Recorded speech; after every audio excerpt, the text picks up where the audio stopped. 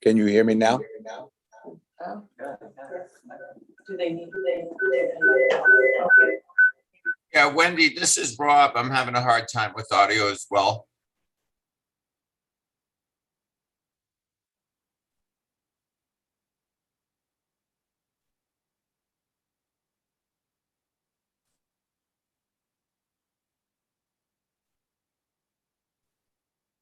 Rob, we have no audio from the meeting room for some reason, Okay, thank you, Tim.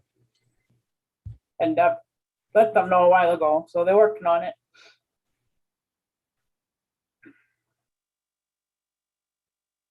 My mic back on. Except it's,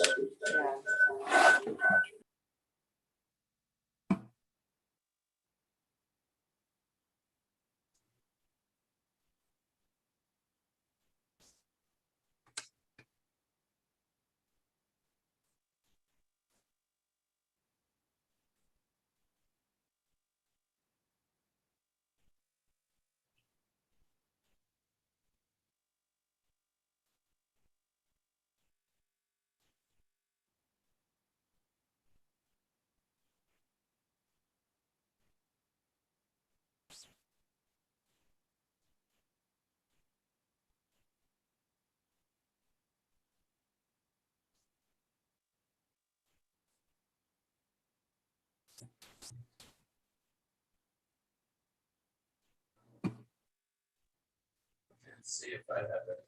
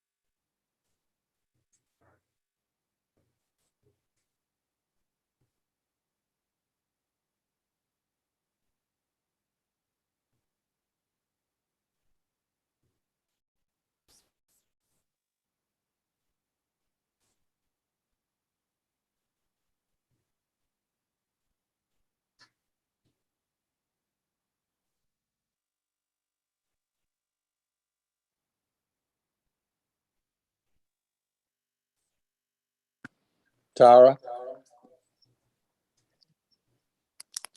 Yeah, yes, you can hear from me. She can hear you from yours. oh yeah, we're all good in Zoom, but they haven't been able to connect the meeting room to the audio. Yeah, Rob can hear. Yes, there's no problem with anybody else on Zoom, it's the meeting room. We can hear each other, but we can't hear the meeting. We have Mike's computer on right now. Well, Tara, you can hear me, right? Yes, But you So- can't hear it, Maybe This mic won't reach everyone. yeah.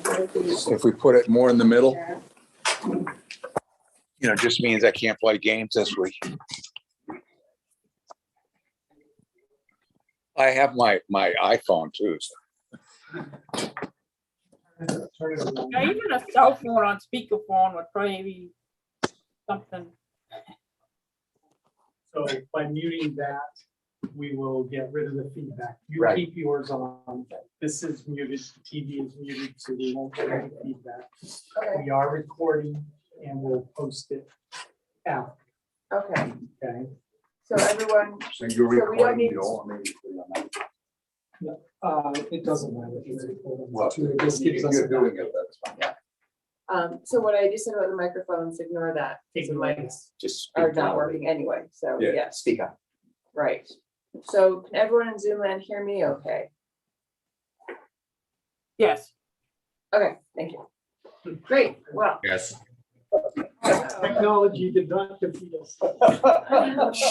All right, so the 8:12, sorry for the delay, everyone. We will get this meeting going and start off with a roll call. We don't, we have Lisa and Rob are on.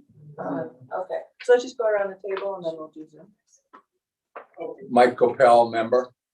Rich Rita, Select Board ex officio. Wendy Rathgeber, member. John Racine, member. Bill Larson, member. And Bill Spence, member.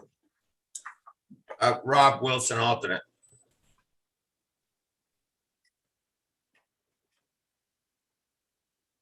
We see you, Lisa, we just don't quite hear you. Lisa Reed, alternate. Awesome, fantastic, thank you, everybody. Let's start off with reviewing the minutes from our July 8th meeting. The biggest thing, I know we have the conditions for the Larson application separate, but I'd like these in the minutes. Okay. Just so it'll be easy for in the future, Just like at the end, just or just with the golf course. put With right the- in there. With the new deck construction, Okay. I think that would. And Yeah.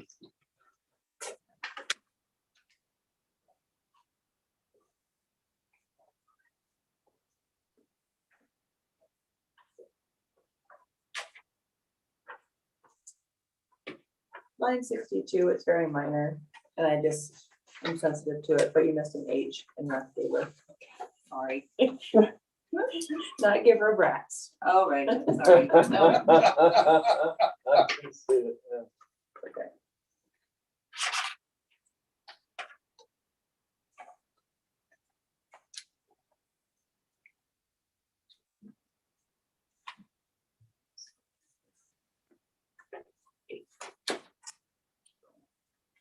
Any other comments?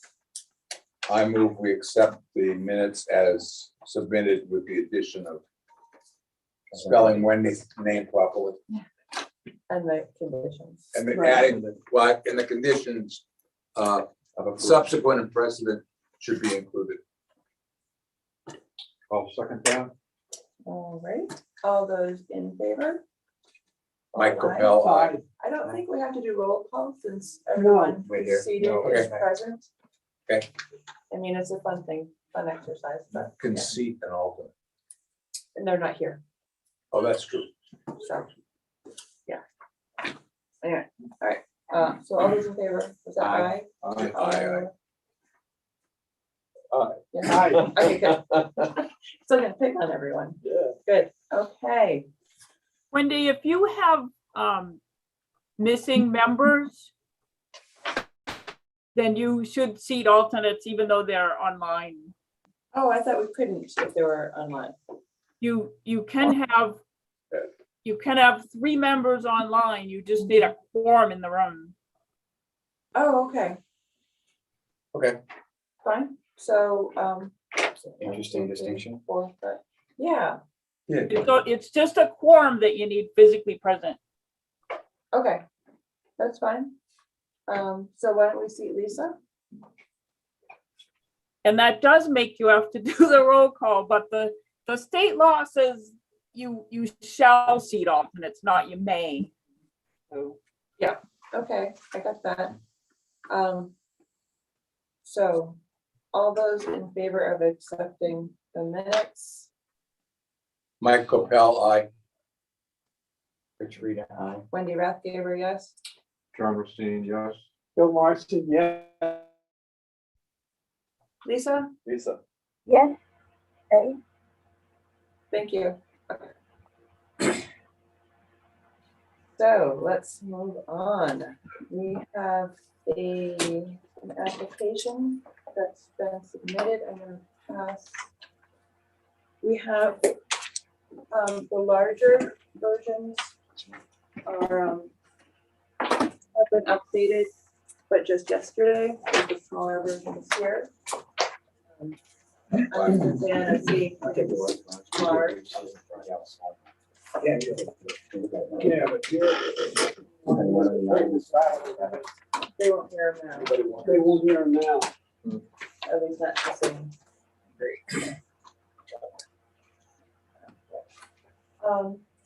Do we have someone from Tyrell who'd like to do a presentation for this? Yes. Here? Well. Actually, the it doesn't work. microphone Yeah, outside. that's right. So, yeah, just stand in front of my eye. Just yell at his eye. Where would you like me for? That's Can you hear him? Can people out in Zoom Well, we land? haven't had a chance to speak yet. Would you like me in the frame though, so for recording Yeah, so purposes, this I is could sit Yeah. there? here. Okay.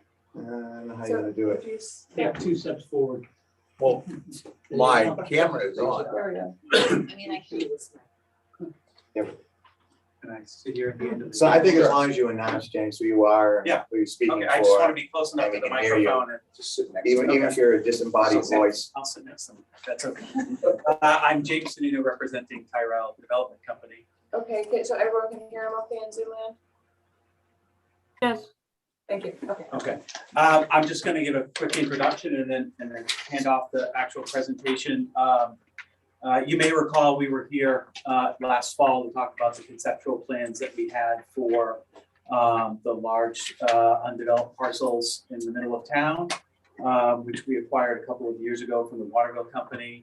As a reminder, to folks, you can see this is a copy of the conceptual plan that we talked about, which includes hotels and some residential and some mixed use. We're coming forward with the sort of first step of that, which is actually bringing back a slightly modified form of a project that was proposed and approved, proposed but withdrawn in 2013 or 2014, which is to finish the development of the series of 4 greenfield townhomes on the north end of this parcel along Snowsbrook Road and Devereaux Way. We're coming forward today to propose 3 additional buildings to complete that development with all the associated infrastructure. Again, as a first step and what we have is a conceptual plan for the overall development of these parcels. I'm going to hand it over to Andy Nato and Kathy Conway from Horizon Engineering to talk about the plans that you have in front of you. Thank you. Just a point of clarification, you're seeking approval at this stage just for the one section? Or, We're seeking approval for 3 additional townhomes, which would be Okay. subdivided out, 3 half-acre lots, approximately, that would be subdivided out of the larger 18-acre parcel, each of which would have a 3-unit townhouse Okay. building on it. because there was some confusion last time as to what we approved. And I want to make sure that we're clear on as to what you're submitting. Yes, we are submitting for approval of 3-unit townhouses. Okay. Thank you. Hi, I'm Kathy Conway with Horizons Engineering. Can everybody hear me okay? Tara, did you hear that? yes. Hi Kathy. Hi, Tara. So what we're here today for is both a subdivision and site plan approval. Andy can talk in more detail about the subdivision, but basically we're looking to create 3 separate lots. We've got sheet S1, which shows the overall plan, with the lots are up here. And then a more detailed plan on sheet S2 shows, this is the lot. So lot 2 has the existing building on it. And we're proposing these 3 lots, each is about 0.43 acres. And we're proposing to build a unit on, 3 units on each lot, multifamily housing. And so that is the subdivision, the project that we're here for. And now I'd like to go into a little more detail with the site plan and the site improvements that we're talking about. So sheet C2 just shows the existing conditions. And that shows the property as it is with the one building. Sheet C3 is the sheet that shows all of the proposed improvements. So, Wendy, I could put on the screen, but I don't have the screen sharing permission yet. Oh, here you go, Tara.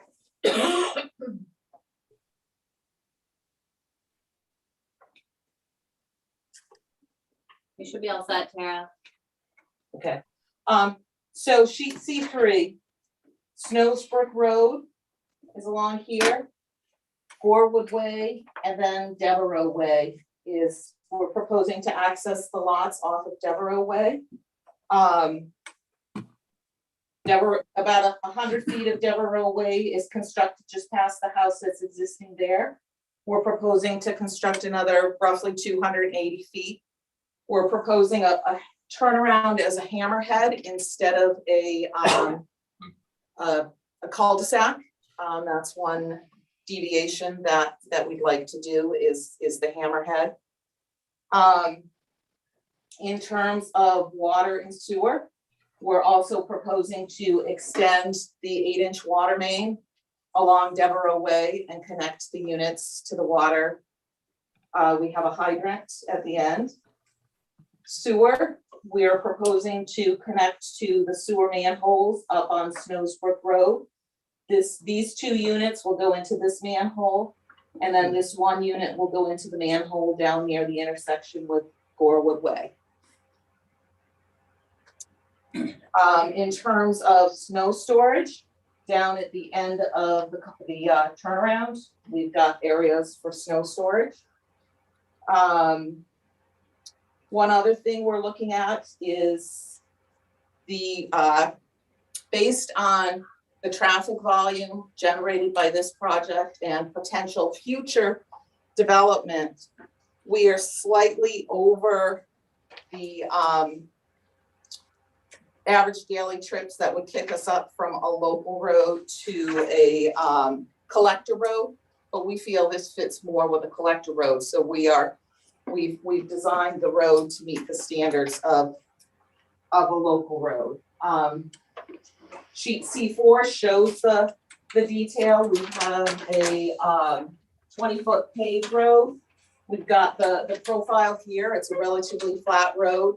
Grades range from 0.5 to 1%. Well, anyway, like I said, we've got 100 with our development at 96 trips plus any potential future development of possibly another 12 units. That puts us up to 192, which puts us slightly over. And as part of that, we would also request that the right of way for Devereaux Way remain at 40 feet instead of a 50-foot right of way. So those are a couple of the deviations that we're looking at. In terms of drainage, we did our drainage report for the 2, 10, and 50-year storm.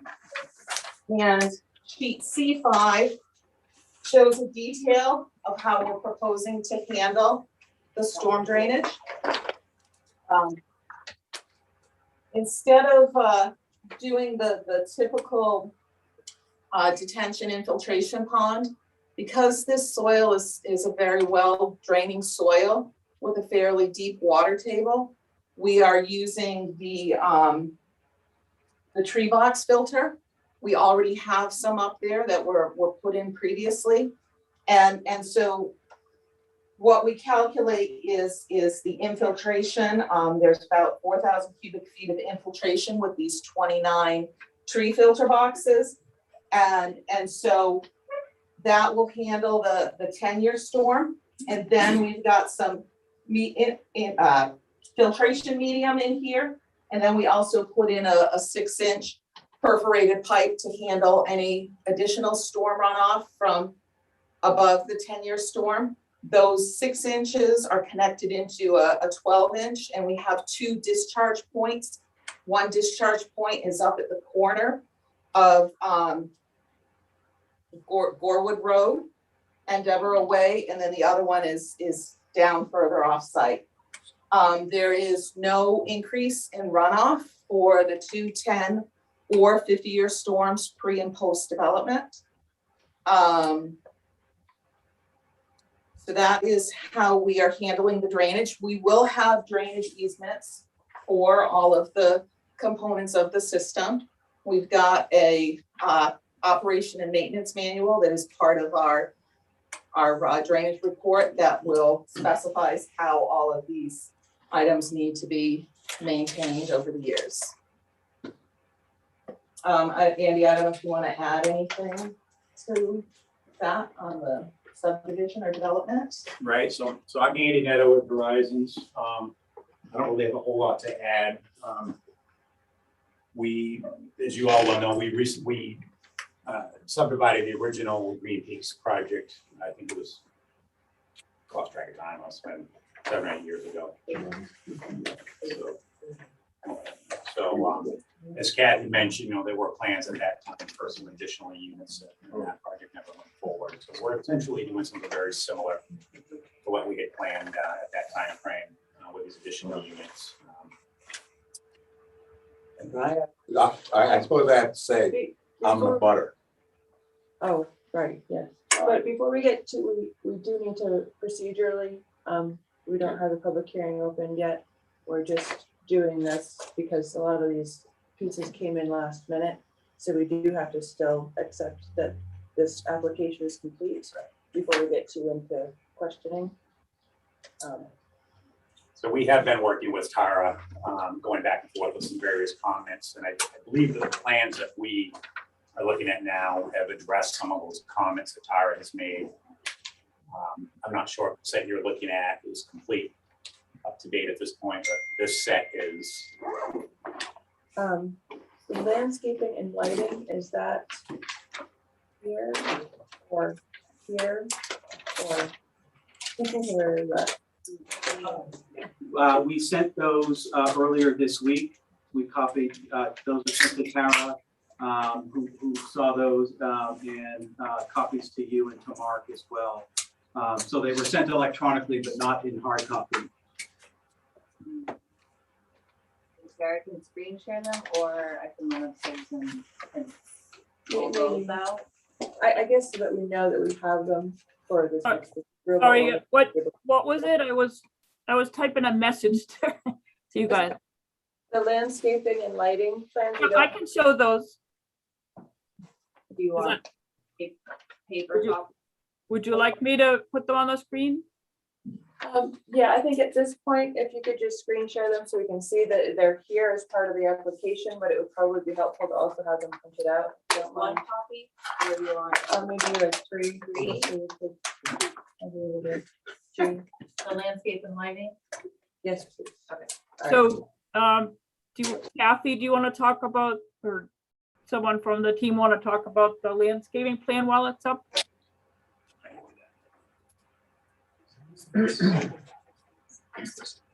So the landscaping plan you have in front of you is, it meets all the standards required under the town's ordinances. It's designed to both be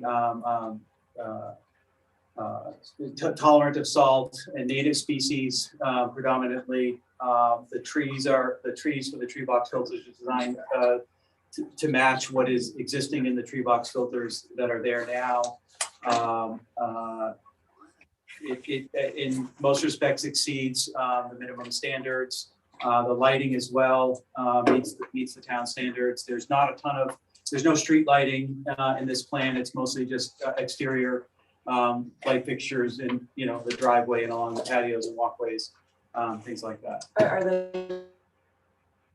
They're all compliant with the ordinances. Okay. So given that review, we need to, we have a motion as to whether or not this application is complete. I assume everyone else had it. Do you want me to show the lighting and signage plans? first? Sure. That would be great, please, thank you.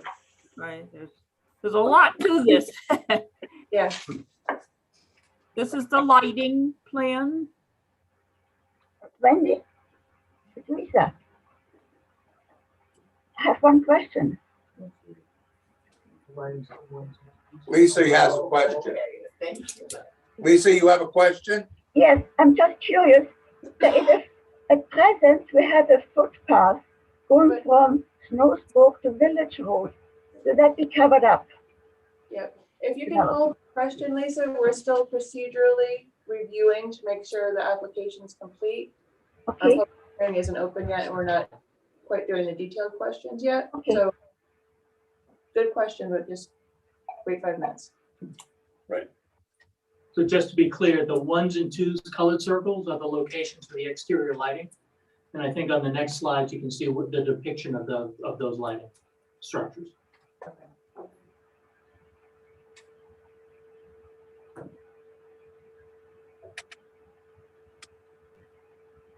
Okay, so it seems like in one version or another, we've checked all the boxes, but, Wait, we have sign to go. oh, thank you. Not there yet. There you go. Not all the Right, boxes. okay, I've There we seen that, go. yeah. Yes, So I think this is the last piece. okay.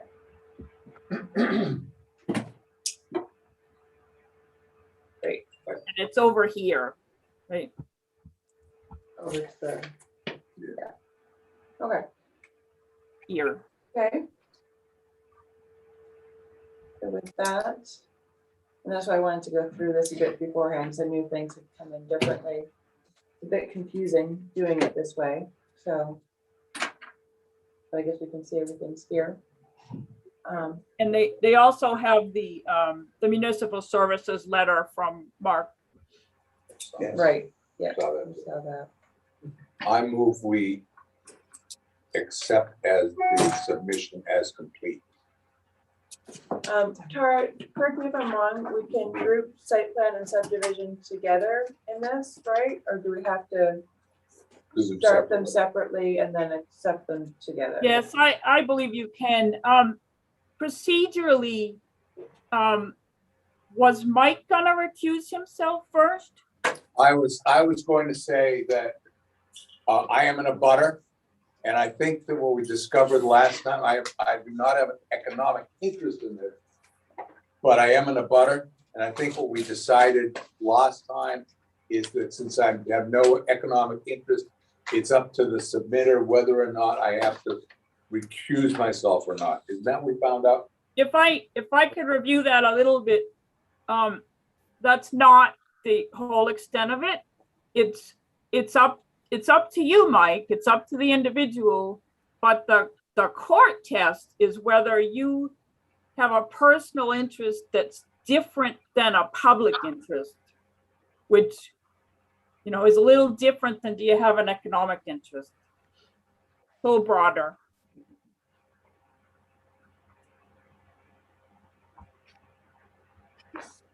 You're able to I ask, don't. you're able to ask I- for the vote of the board that would be advisory. It's up to you guys. I don't think I have to. I understand everything that's going on. We've had plenty of meetings with them, so we understand. But it's up to you.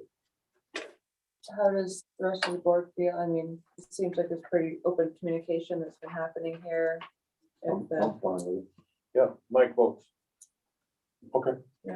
Rich? We don't have a problem We either. don't have any. Just for the record, I like things neat and clean. I'm a little queasy about it myself, frankly, but whoever the board advises and. Why are you queasy with it? Because I think the value of an abutter's property can be impacted by construction immediately around it. And it just opens up a legal avenue for someone to challenge a decision by the board somewhere downstream. I'm not a lawyer, but I would just worry about that. I did ask for one. Okay. But that's just my opinion, and I'm just one person here. Okay, well, I feel like if Mike feels like he can be objective, and if the applicants feel like Mike can be objective, and it's very clearly stated in the record Yep. that Mr. Capella's in a butter. And if he starts going off on a weird tangent, we can roll it back in. And we'll address it. We'll help him do that. Okay, so motion on the table. So I move, now that I can move, that the submission be accepted as complete. Oh, but back to my other question. So we can do subdivision and site- Subdivision, but I move we accept the subdivision and site plan submissions as complete. And that's fine to do it that way, Tara, right? You don't have to separate them. Correct. Thank you. This is Rich. I will second that motion. All right. All those in favor? Who's going in favor? Mike Capella, yes. Rich Reed, yes. Wendy Rathgable, yes. John Racine, yes. Bill Larson, yes. Bill Spence, yes. Lisa, yes. Thank you. Okay. So with that, go ahead and open the public hearing for the subdivision and site plan application for Greenpeace. So, questions? Go back to Lisa's. Yeah. Well, Nelson's back. Well, but we're all Catholic. So Lisa, did you want to? Well, I was just curious, the size of the development. I know always that is Goldie Road, but where's the other end ends? It doesn't tell me on the plan where the opposite from Goldie Road, where does that end? Is it cover the present footpath, or is it over it, or not as far? It doesn't tell me anything on the map. It might help to use this. Oh, I can speak to that. I assume we're talking about Nelson's Path, which we generally Yeah. refer. Yes, Path. that's a that- tough one. That path does go through the site where these would be built. There's no actual easement or that's not part of the trails agreement that exists.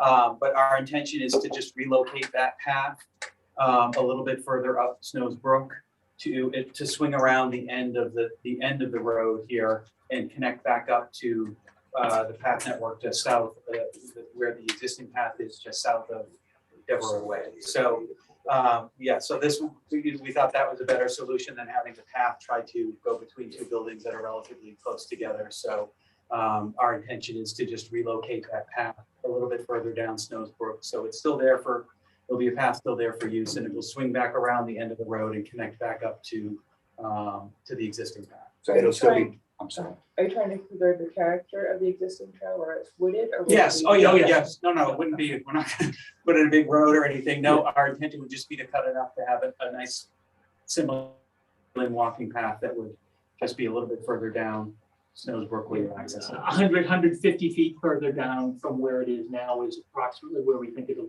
be relocated to. It'll still be part of the bike pump trail system that we approved. Yeah, That's so connecting if to the you trail. think of where it follows right now, it sort of goes by the Mhm. pile at the end of where Devereux Way ends now. Mhm. There'll be another, not a pile, but at the end of the road, there'll be a slope where the road ends now. So it will swing right by there and just swing back around and connect to the existing path. Just a little bit, so a little bit below the road. So you're gonna keep the pump, Yeah. the bike pump, sorry, I can't get to that. Trail system. For the the time being, yes. I think we talked about, last fall when we hear about, what's going on there with the overall conceptual development plan. Eventually, that we envision that stuff having to move, the skate park and some of those bike trails in there, because we envision, development coming in. We have the Village Green idea as part of this plan. So eventually those things would move, but for now, the only impact here would be slightly relocating that part of Nelson's Path. Thank you. Thank you. Sorry, as an aside, Mark or Dave, could we open some windows? Sure. Well, haven't had this many people in this room. Good luck. All have screens. Yeah. All approved. Yeah. It'll be warm humid here, but at least it's the air moving. I know. We have a dehumidifier, it's 2 minutes. When the birds. All right, Take care. I had a, thank you guys. Get some air, thank you. I had a question, just looking at the 4 buildings, the existing buildings kind of at an angle compared to the other 3, which are more straight on. Was that intentional and why? That is intentional. It's to basically maximize, to get the best possible views from those buildings. There's more open space over towards the golf course on the right, for example. If you're standing and looking north, it's really just to sort of optimize the direction that you're sort of looking out these various buildings. I have a question, I'm not sure who to direct it to, John Racine Heights. So way back when this was all first starting to be developed, that first lot on the corner there, Devereaux Way, or wherever it is, Gorwood Way, I thought for some reason it couldn't handle, the lot could not handle 3 units. Can you explain to me? I'm not quite sure. Help me out to understand that. I don't know the history of that. I wasn't part of the original proposal back in, I think the first approval came in 12, and then they came back in 13 or 14. No. With an application for the additional buildings, but that was withdrawn. So they did start the process of approving the 3 additional buildings. If you look at the plan here, that lot it meets the, there's not a minimum lot size in C1 here. It's within the set, we've kept everything within the setbacks. We're not looking for any variances on setbacks or anything like that. So it does fit within the footprint of the lot. I could actually answer John's question. Is it The reason, John, possible that it was BC then? Hold up, please. the reason, John, is way back when, because I went back and looked at the old diagrams from us, is if you look at the way that lot A on the far right, number 1, they have the driveway not going into Devereaux, but going into Gorwood. Yeah. And the problem that Abode was having is exactly that problem. They couldn't get the driveway for 3 into Gorwood. They've solved it by going into, they couldn't get going into Devereaux. They've solved it by going into Gorwood. In addition, these units are not as large square footage wise as the original Okay. building, which was slightly Yeah, the brought the footprints are square slightly footage down. smaller. And so, as you can see, that may have been a factor in terms of what you're talking about, where, the second building footprint may not have necessarily fit within the setbacks, but all of this now fits neatly within the setbacks with the adjusted square footage as well. But also, I think Tara was bringing up, this may have been zone VC at one point. I don't know when that may have changed, but there might have been larger setbacks as well At that point. in time. I don't know for sure though. Right, On there was our- also a minimum lot size for BC where there isn't for C1. On sheet C2, the page C2, that first lot that's showing right there. So is the road, the dotted line, is that part of the lot size itself? Do you understand what I mean? The road is part of that lot? No, the road is not, the lot, are you talking about the corner lot? Yeah. No, the lot line will basically follow the existing road. It will follow the existing road along Gorwood Way and Devereaux, and then up to the existing lot for building 2 that's already here. What size is that particular lot? I think it's point Point four three. Just out of half. 0.43 acres, yeah. Point, All the lots are approximately 0.45 plus or minus a little bit. okay, thank you. Question, this is an aesthetics question. The buildings, I'm sorry, I don't have a number for them in front of me, but the two buildings together Yeah. to the east, both of those would have perhaps issues with headlights coming down the road or looking at a maintenance yard across the road. Are you looking at any screen fencing or strictly for landscaping or strictly just vegetation? There's just vegetation. We don't have anything in the plan for fencing. We would anticipate using vegetation for a screen as opposed to an actual fence. Thank you. I have a question. How do you define traffic? I believe it's 8 trips per day 8 trips of what? vehicle. No, 8 trips per unit. The town's traffic Yeah. calculations assume when you're trying to anticipate the volume of a road, it calls for assuming eight trips per household per day. Multiply that by the number of households to get a AD, or what is it, average daily traffic, is that what the Because ADT? there's significant foot traffic, bike traffic, skateboard traffic. No, this only counts, So those, vehicle those, traffic. those do not count. Right, this only looks at I vehicles. just, And can you clarify what you're looking for as far as the roadway goes? so the road, in our conversations with Tara, we were talking about the road standards and where they are today versus that. Gorwood and Devereaux now are, it's certainly a road, but it's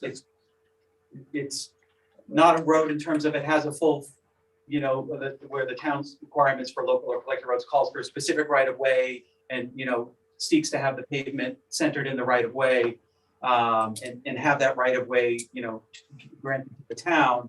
So Gorwood and Devereaux don't have that. It's, for lack of a better description, it's more of a driveway, private drive than a road.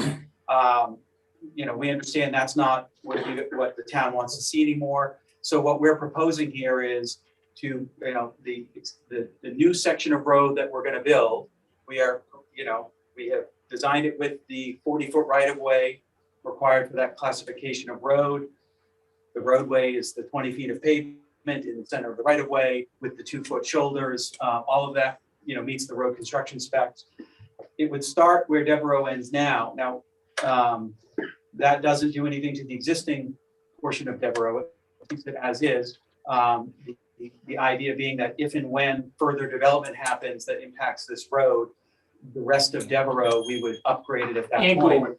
Devereaux and Gorwood would be upgraded to that point where we take up that section of pavement, provide the 40-foot right-of-way that is required, put the pavement in the center of the right-of-way. So we would upgrade that at that point.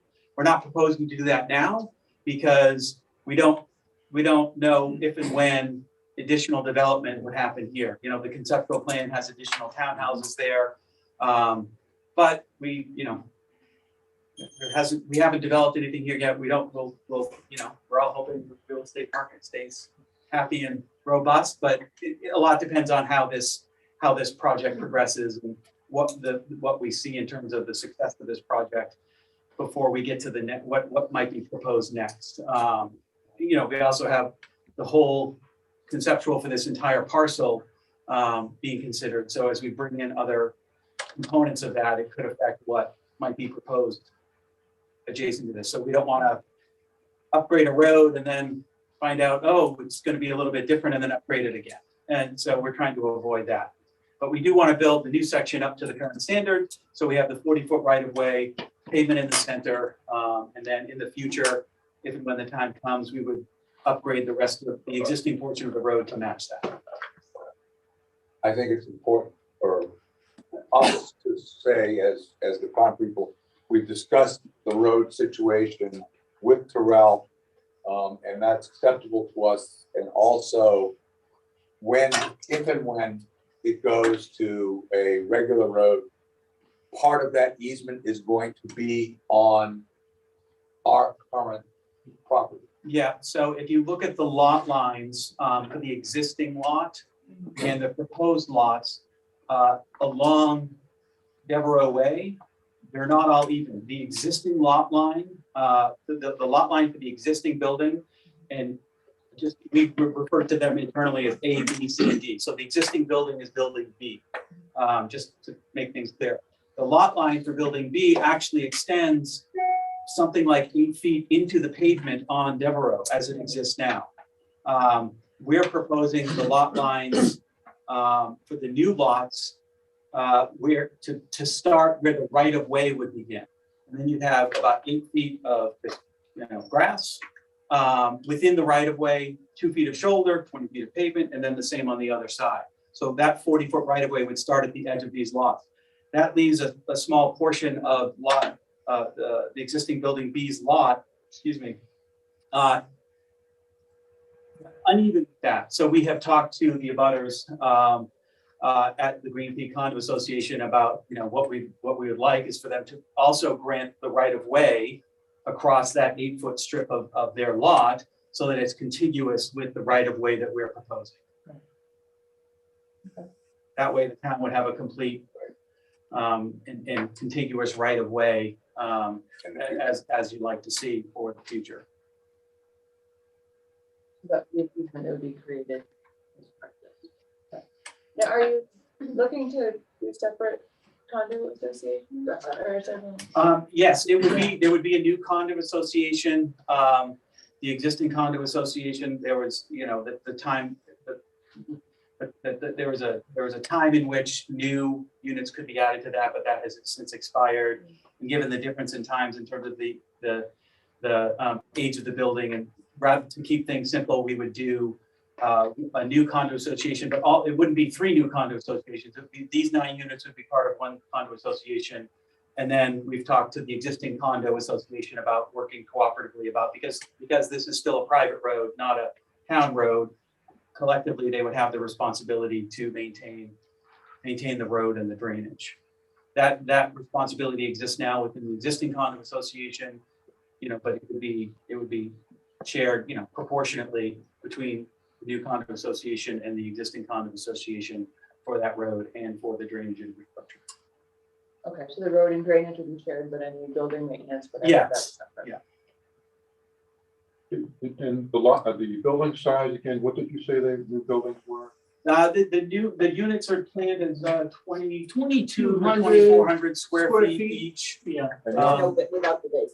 Without the, and you can see, there's some floor plan renderings at the end there show. So we don't have final designs, but those are for size purposes. You have the exterior view and the floor plans here. And 2,100, 2,200. Okay. another condition we're asking for in the application is for an up to 10% variance in the size of the footprint if there are design changes that happen between now and the time we, actually put a shovel in the ground, and but nothing that would exceed the setback. It would all stay within the setbacks, but there might be a little bit of variation as plans are finalized, depending on what folks are looking for in terms of sizes. Do you have anything you can add to or point out for the board for this application? I had a few questions still. But for the most part, this team has been amazingly responsive, and I haven't seen an application come in as complete as this one in a long time. I just had a couple questions still about the drainage. Because I'm not an engineer, but I'm not seeing a description of the outlet of that drain, that pipe that goes off to the southeast. It seems to be outside the area of detailed soil study. So I don't know what that water is landing on for an outlet. And I don't see mention of it in the inspection and maintenance plan. I don't see any discussion of a drainage easement yet either on that. So you're talking about, so we had, I can show, let me get to that plan. I can show you what, and no, so I saw the analysis in the drainage report that for the volume, but I didn't see any, Analysis point 2. Which sheet are you on? I'm on the drainage. This is part of the drainage report. right here, if I show you on the plan, Yeah, this one. I couldn't find any description of the outlet of it or any mention of it in the inspection and maintenance plan. So that is outletted to daylight. Just the ground, I mean, no, That we added in the drainage report, section 2.22. yeah, I saw the calculation of the size, but it's just ending on dirt. It's kind of like the same thing as typically if you have a foundation drain, you just kind of daylight that foundation drain. And so that's the same setup that we're doing with this culvert is it's just daylighting.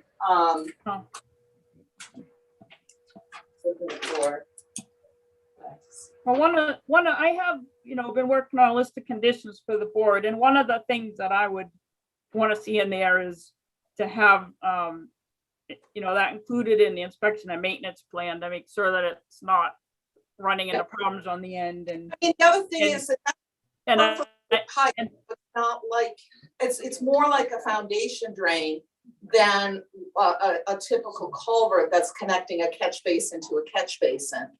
So that's why we're outletting it, again, similar to a foundation drain, because it's perforated, so it's, the water is, seeping out as it goes along, so we're not gonna have a channelized flow at the end of it. I have a question. I didn't do that because it wasn't part of what I had to say, what we cared about. But subsequent construction, assuming it happens, you're talking about doing additional construction in that area. For example, possibly a hotel or other units where that is going off as drainage. Is that true? Or parking lot. Or parking lot or whatever? Am I? Yes, there could be subsequent development that impacts this particular drain. Yeah. I mean, that would be part of, a plan we brought forward to you would be to, if it impacts that, to adequately account for that. In other words, In part the of our drainage plan. plans that we have to do for any additional development. Okay. But at this point in time, we feel like that's the way to handle this. There's a lot that's gonna go on this property, we hope over the years, and there's gonna be a lot of drainage issues to address. There's obviously already a large drainage ditch that goes along Village Road.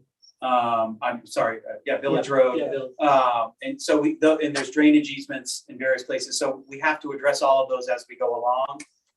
So if we do have a future stage of development that impacts this, obviously we'll be coming to you and saying, we're gonna modify this plan to do this and to treat it out. And very similar to how we have some of, there's some tree boxes existing out there. We've connected those and taken those into account into this new system, so it's kind of an iterative approach. And as James said, future development will take that into account. I suspect we would continue same type of drainage structures and do a particular culvert needs to move depending on how the development occurs, needs to be upsized. We'll handle that with a future drainage analysis for future development.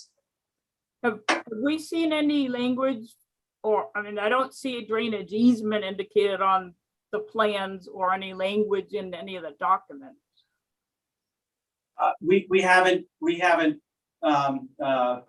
written the drainage easement yet because we wanted to see what the reception to the plans were. So before we go back and put in a specific drainage easement in place, we wanted to make sure that we're putting it in place for what is going to exist, as opposed to, if you are looking for us to make any changes to it. So, but we own all the property in which there'll be some drainage structures on the new lots. But any of the drainage structures that are on the remaining lot, we will put a drainage easement in place.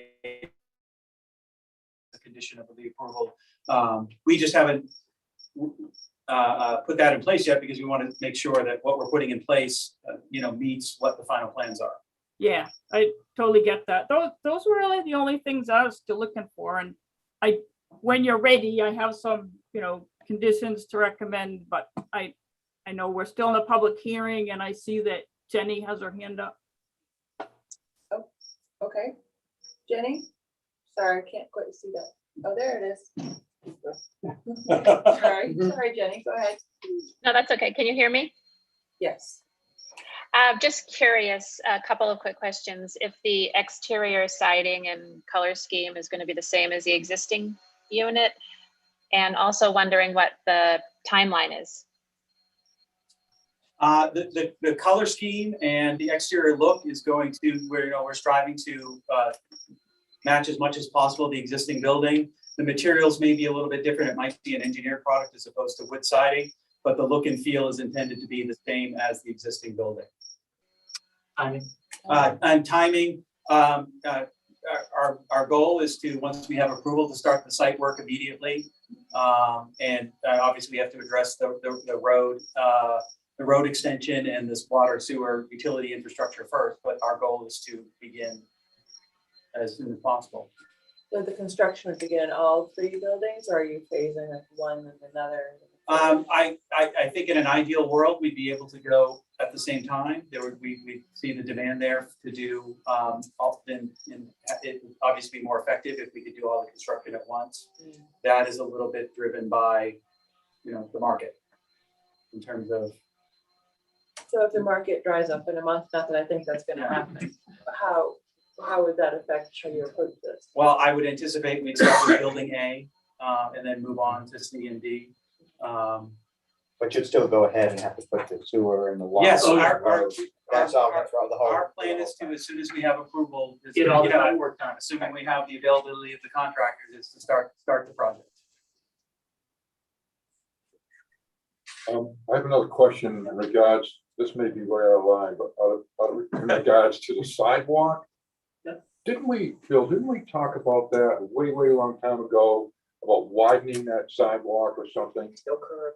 So we've had conversations with the town, with the town manager and the public works director. There's a plan that the long-term goal is to have a sidewalk in this area that is contiguous with the roadway. So that would be a 8 or 10 feet of pavement contiguous with the roadway. So the existing sidewalk would actually come up, and we would work with the town and provide some funding towards the extension of the roadway there. So that sidewalk is moved to be contiguous with the roadway. As I understand it, that's a long-term goal of the town because it makes for plowing, and it wouldn't be a curb. It would be, it designated by marking. So the long-term goal is to make that much easier to plow, because you have people with a sidewalk. If the sidewalk isn't clear now in the winter, people are walking along the roadway and things like that. So we would work with the town to achieve that. That's actually within the town's right of way, not within our property, but we'll certainly work with the town on making that as smooth as possible. So you would not do that, town would do it. Well, there's a cost associated. They're gonna have to cut the existing sidewalk to install the 2 sewer lines that are on the plan. There would be a cost associated with that. Instead of going back in and restoring the sidewalk and spending that money there, they will utilize roughly the same amount of money as part of our project when we install the bike and pedestrian path. Which could be. And the selectmen just authorized the engineer to do the initial design work, so that could be a 2022 project for town meeting. So we're working on that. Thank you. But that's something you'd be contributing to. Yes, they would be contributing to the cost, Yeah, the select board gave Mark the authorization to talk to Tyrell to come up with an agreeable way forward on this. And I have another one, maybe way out of line again. No, that one was, but, that was perfectly reasonable. and the reason why I'm asking this question is I've done a lot, I do remodeling, I've done a lot of remodeling. The egress on these buildings drive me crazy. Can you help me out with that? And I'm talking about the basement.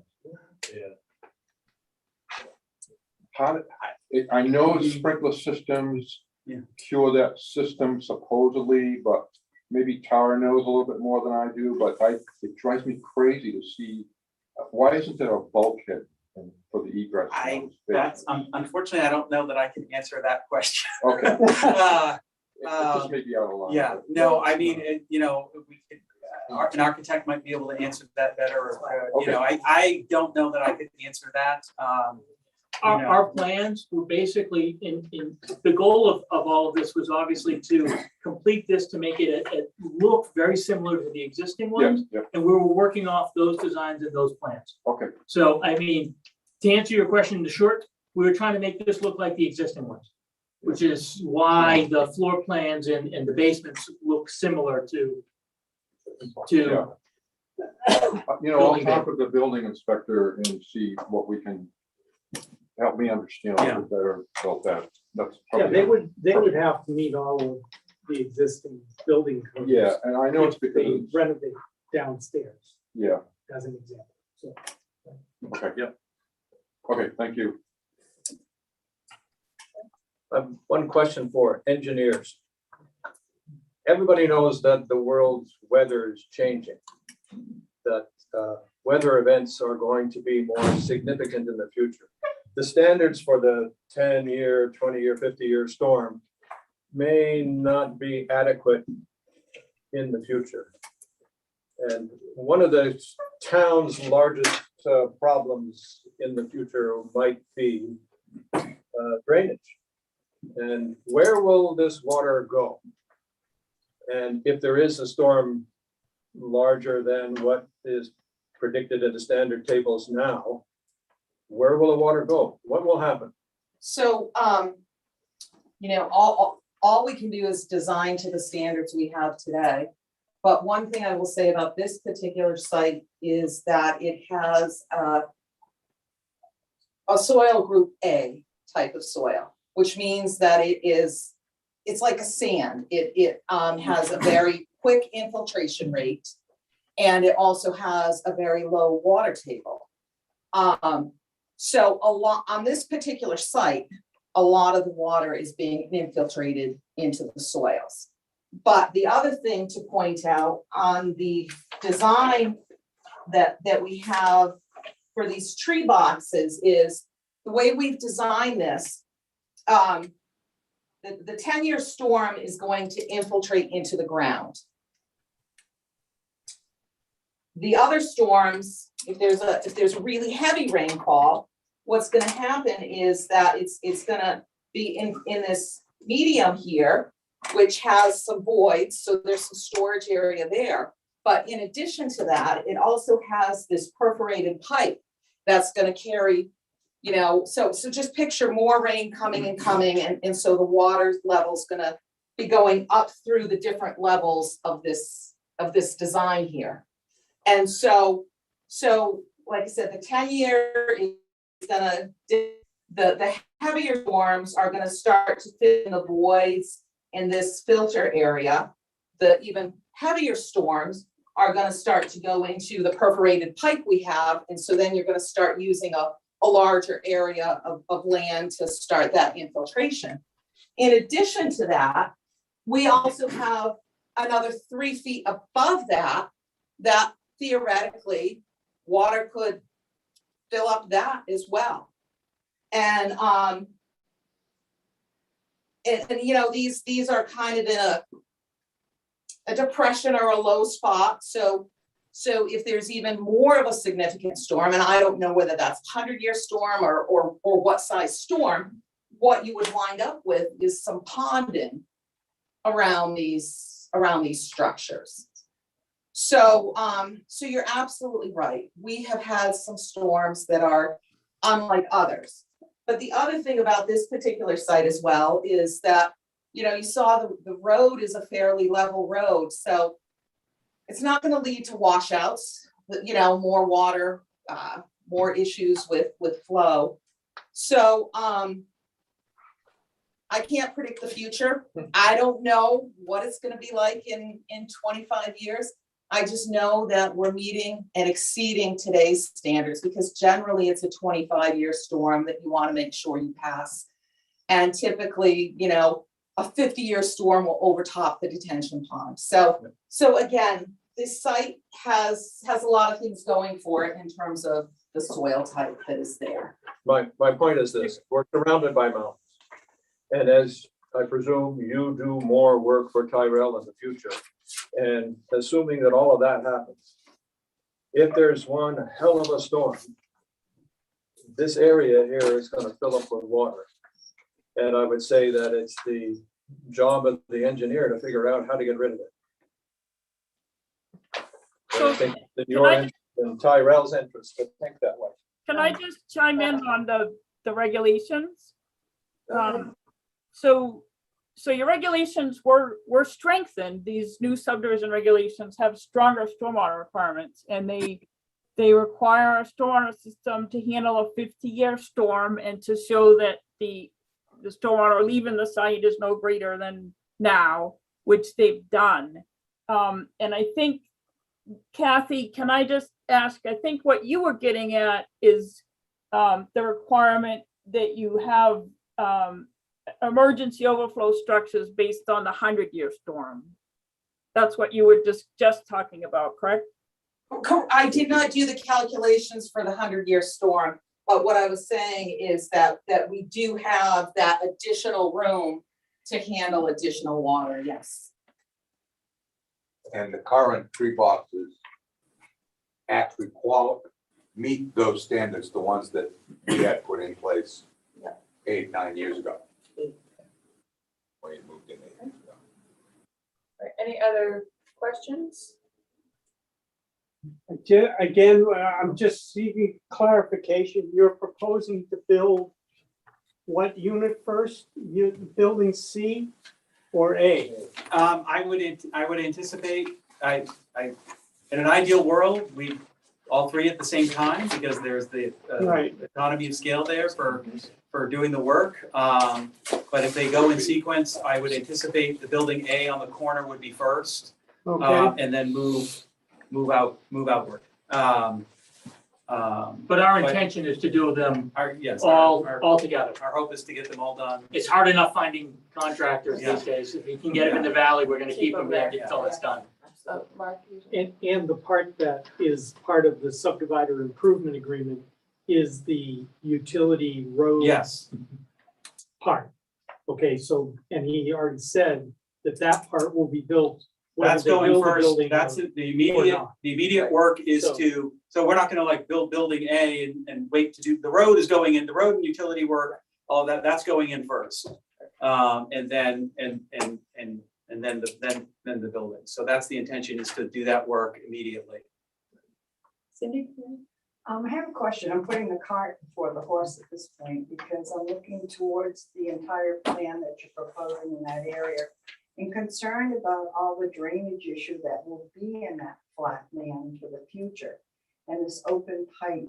I mean, we've had some significant storms. Those of us that lived here when Irene blew through, it was pretty bad. And like you said, global warming is definitely an issue. So my concern is the impact of the floor of Waterville Valley being the input from all the Yeah. surrounding land, mountains, etc., flooding that area out. We certainly understand the concern. We have that, we certainly don't want to build something that's gonna get inundated with water in a way. As I think most everyone knows, we are here as Tyrell Development Company, but we are also one of the principals of the resort, Waterville Valley Resort. So we have a very vested interest in making sure that anything that's developed here is going to address all of those needs. We don't want floods of water flowing through town square. We don't want floods of water, washing out, walkways or pathways. So we are definitely aware of the drainage issues that we're at the bottom of the valley, and that, in the future, anything that we need to do to move that water, off the site in a safe and efficient manner, we're gonna do that. So, if and when we come forward with other parts of the plan, that's a significant part of it. We certainly understand that that's a big issue. So, again, at the clarification purposes, you're seeking approval just for building A? No, we are seeking approval for the entire project. The entire project? Okay. Yep, we are seeking approval for everything that's in front of you. The subdivision would subdivide off three approximately, half-acre lots. And you're seeking approval for the entire plan that's in front of you. Did you have something? No, sorry. Apologies. Share your thoughts with the class, boys. It was related. Okay.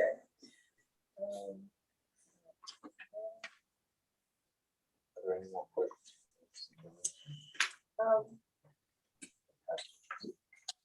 Can we, is that everyone? We can see everyone, right? Because on Zoom. I mean, I lit a little thing if someone wants to talk and no one's. Okay. Okay. Is someone raising their Wendy? hand? Oh, sorry. Yes, go ahead, Paul. Yeah, my name is Paul Son, with the Presidential. It shows in the conceptual drawing, the village core plan, that Gorewood and Devereaux are actually connecting to Black Bear Road. And I look at the plans that are submitted today, and it doesn't look like they're connected. Can you comment on that for today's plan that you're looking for submission, and also the future of Black Bear Road? So actually, that's a little bit of an error in the conceptual that we didn't really notice being drawn up. We don't intend to connect Gorewood to the parking lots there. We don't want to turn that into a throughway for people to take a shortcut. So we don't have any intention of connecting Gorewood to the parking lots there. It would stay a separate road, and all of that traffic would exit onto Snow's Brook. That's both for this development. Yeah, and in the for future, development. we don't see that as a benefit at all. That would create traffic problems that we don't want to see going through the parking lots.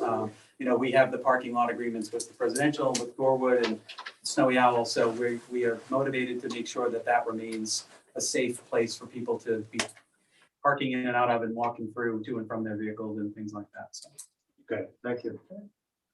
And Dave, you're good with the emergency access with this hammerhead? Yeah, we reviewed it. It's up to our spec, so. Okay. And that's where I'm not seeing the spot, but that's where a lot of the snow storage is gonna end up as well, right?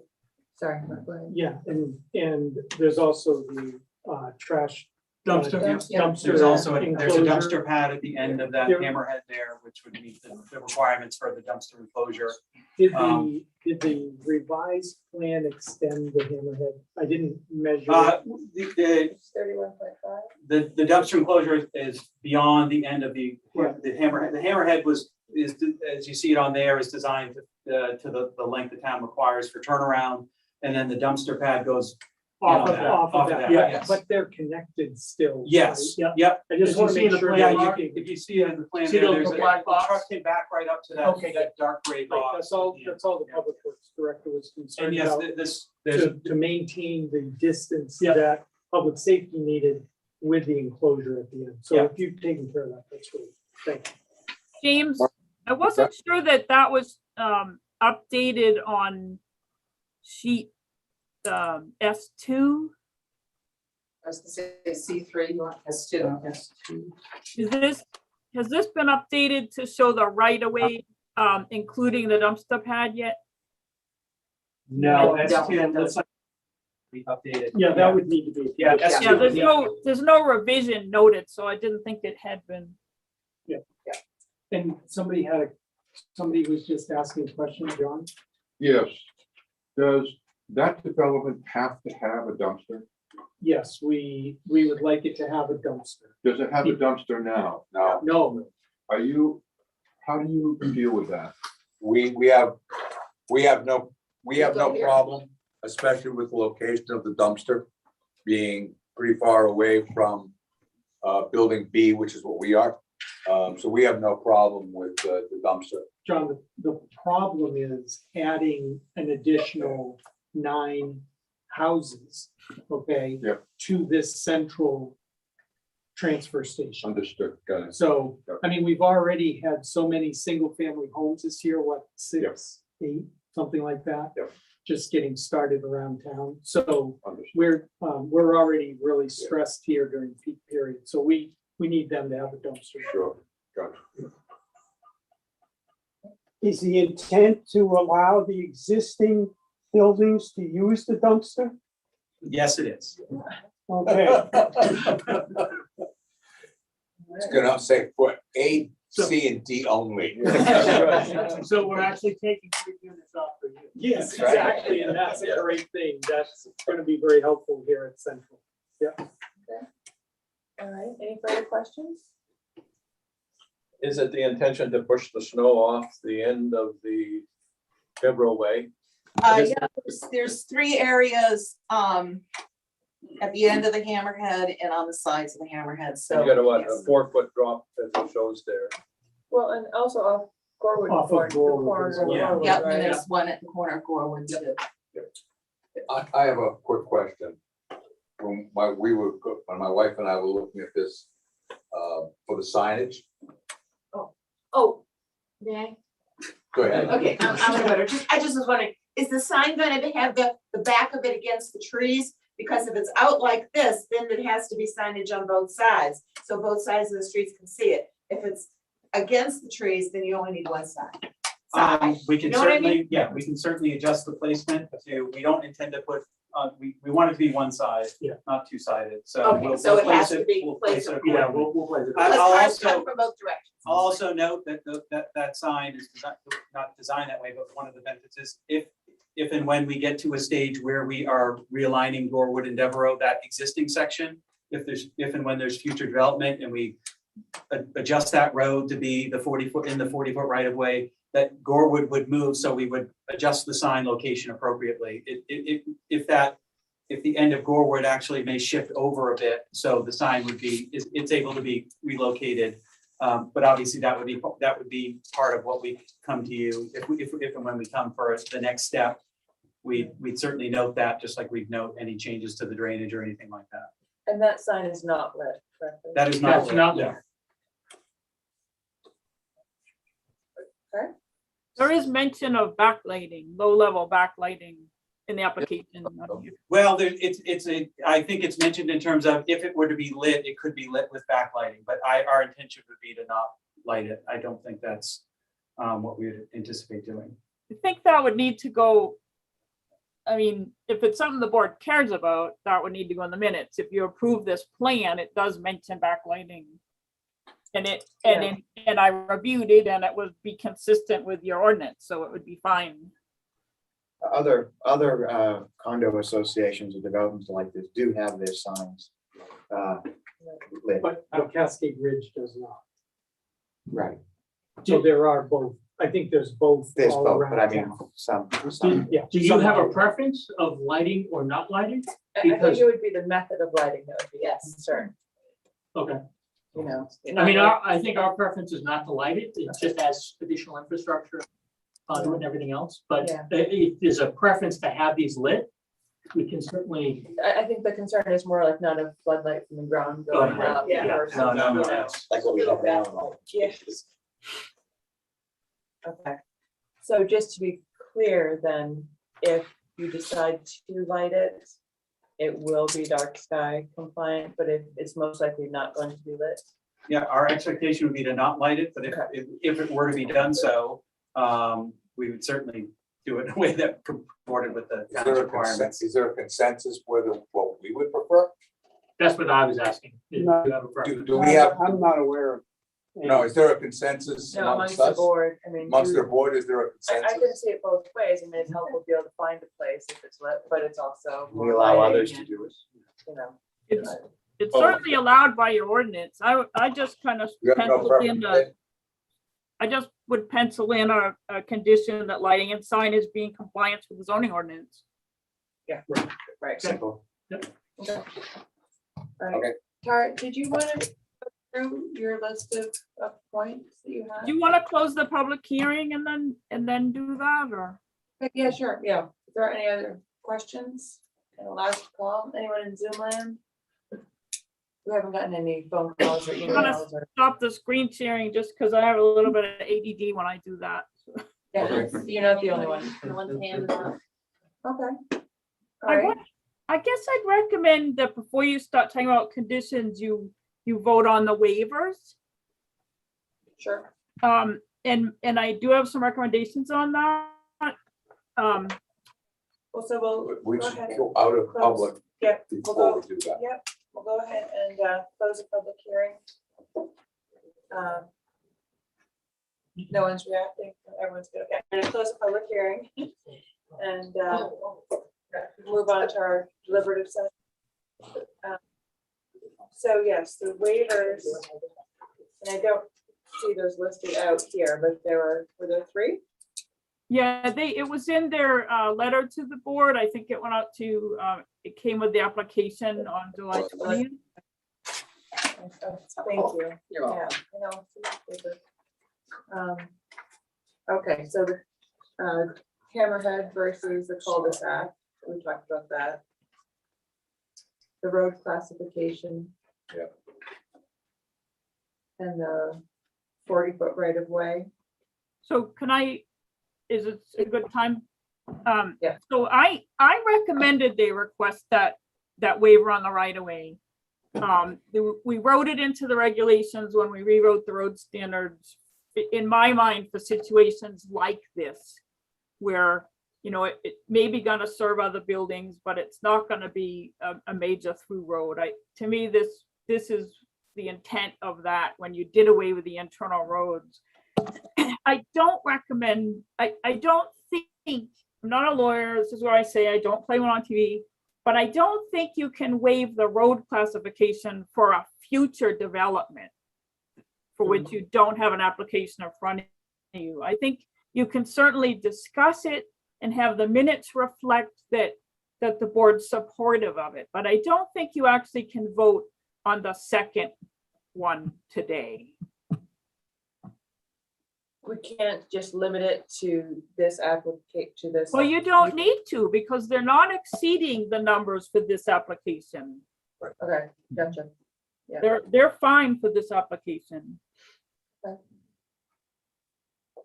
Okay, so basically you'd be looking for a waiver for the turnaround for the Hammerhead versus the cul-de-sac and for the right of way.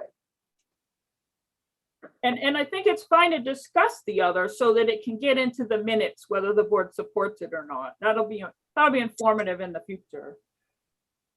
I just don't think you can vote on the second one. Yeah, so for the road classification, skimming through this quickly.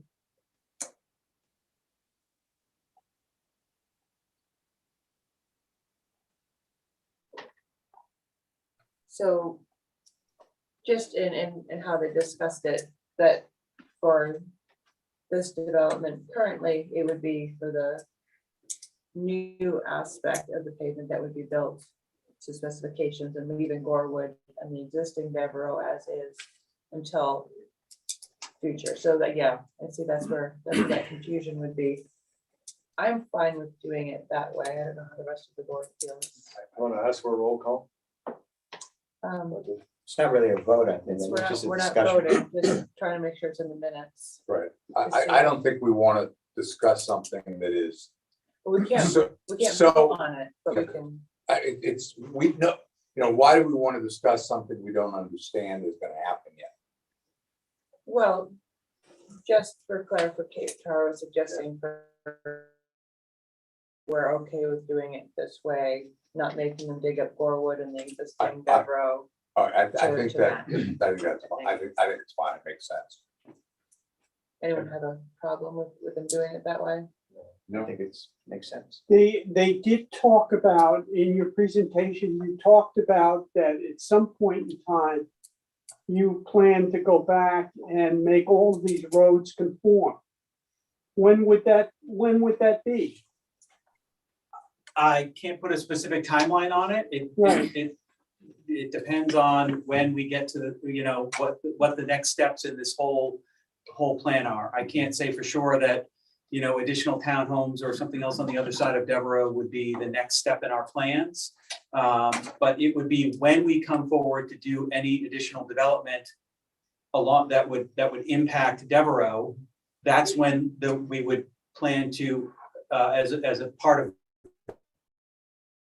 And we would look to upgrade. Would you Gorewood and object the to a statement along that at the point in time that you propose to do additional development, that you would go back and upgrade these roads? That certainly be our plan, yes. It's a condition. I don't think we want to. Just make it a condition for No, approval. I don't. I don't know that it's a condition for approval for this, It's not a but condition it's subsequent. it's a No, It's not statement, part of this plan. No. but it's a statement that will be included Right. in the minutes. Yeah. So we'd be able to refer back to it. Right, Okay. Brian? Would you- I don't think it- It's part of our understanding. Right. But not a condition subsequent. No, we're not encumbering the future planning board Right. on that. We're just being advised of what the plan in the future may be. And a sense of our opinion is, at least my opinion is, it makes sense. We'll wait and see, or the future board will see what is put in front of them. And Mark? it's simple as that. And I think it's important too, that from the town's perspective, that the town would not support accepting any of these roads as publicly maintained roads. Because the existing Gorewood Way and the existing portion of Devereaux do not meet town standards. Right. And I think that that's important to get in the minutes as well. Yeah. We don't know who the future owners would be or future developers, and I think it's important that everybody's understanding is Right. that's down the road when Devereaux and the rest of Devereaux and Gorewood are. This is not a town maintained road. This is They're not not a town proposing that. maintained. No, but just, Down the road, that's what it Thanks, could. yeah. Yeah, I had that on my list. Thank you. As a select board guy. Yes, yeah, thank you. Geez, more town maintained roads. Could be. Right, right, no. Okay. So just so it creates kind of what are we, this is one clear here, this is what we want in the minutes. So basically, the consensus of the board is that it's fine to leave the Gorewood Way and the existing part of Devereaux as they are, and the new portion of Devereaux would be built to the correct specifications. And Partner. And The invasion has begun. Business as usual. Yeah, and for any future development that would require additional usage of Gorewood and the existing Devereaux, then at that point it would be upgraded. They would be upgraded. And I think, you can also put in the minutes that the planning board and town manager noted that they wouldn't recommend acceptance of the road by the town because it doesn't meet the standards. The planning board can't put that as a condition because it's not up to the planning board, but Right. something the planning board chimes in on. All right, and do you want to go through the conditions that you had, Tara? Sure. And there's quite a few, and a lot of them are just basic minor things. So I divided them into 3 lists. And the first one would be things that should be done before the plan is signed and recorded. The town services letter had requested some changes with the sewer line. And I think those were made, but I think a condition should be that the town DPW director verify that the revisions to sheet C3 are as requested in the town services review later to the chair in note 3. The revision date and description wasn't noted on C3, so it's not documented as having been changed. I missed, I guess, in the review that that the emergency overflow hadn't been documented for a 100-year storm, and that's required in the subdivision regulations. So I think we should see that.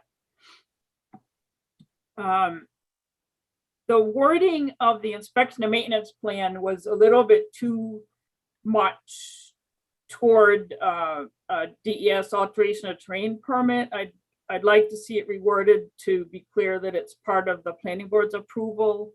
And I'd like to see town council review that for roles and responsibilities. The town council also requested some revised language language for the deeds for the town water line and the town road emergency access. So we'd want to see that revised language approved by town council and provided to the town for recording. We're still looking for more details. Let's slow down. Hold on. For the town council, there are two aspects to that. They need to review. The O and M plan. Okay, I'll be sending you this typed up, thank you. Lisa. Typed this time, not scribbled. Well, but can I just go back to that easement? It was the width of the existing easement, not a problem with the new easements that you were proposing. Because of the expansion of Gorwood Way, we would have a sufficient width for maintenance, but the existing easements are only 15 feet wide, it's very constrictive, and we just need to somehow change those so that we get a consistent 20 to 30 foot wide easement area. Okay. Okay. Yeah, we can work And with he you on that. recommended, rather than change the existing ones, that we just adopt a new one that is comprehensive. So Sure. we'll have him work with your council. Yeah, on yeah.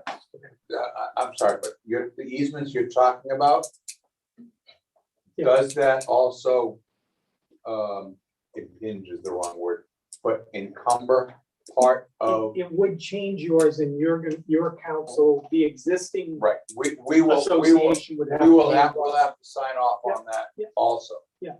I'm not saying move on, it's not an issue at all. I All just want to three make sure parties will have it's in the minutes. Okay, sorry, Tara, go ahead. The town council and Mark and I wanted to see a little bit more detail about how the road maintenance and stormwater would happen. So language for a condition might be something like proposed language for condominium documents and deeds to be approved by town council, clearly identifying roles and responsibilities and mechanisms for routine road maintenance and emergency repairs, and stormwater system inspection and maintenance and emergency repairs, and clear identification of transfer of responsibility from applicant to homeowners association.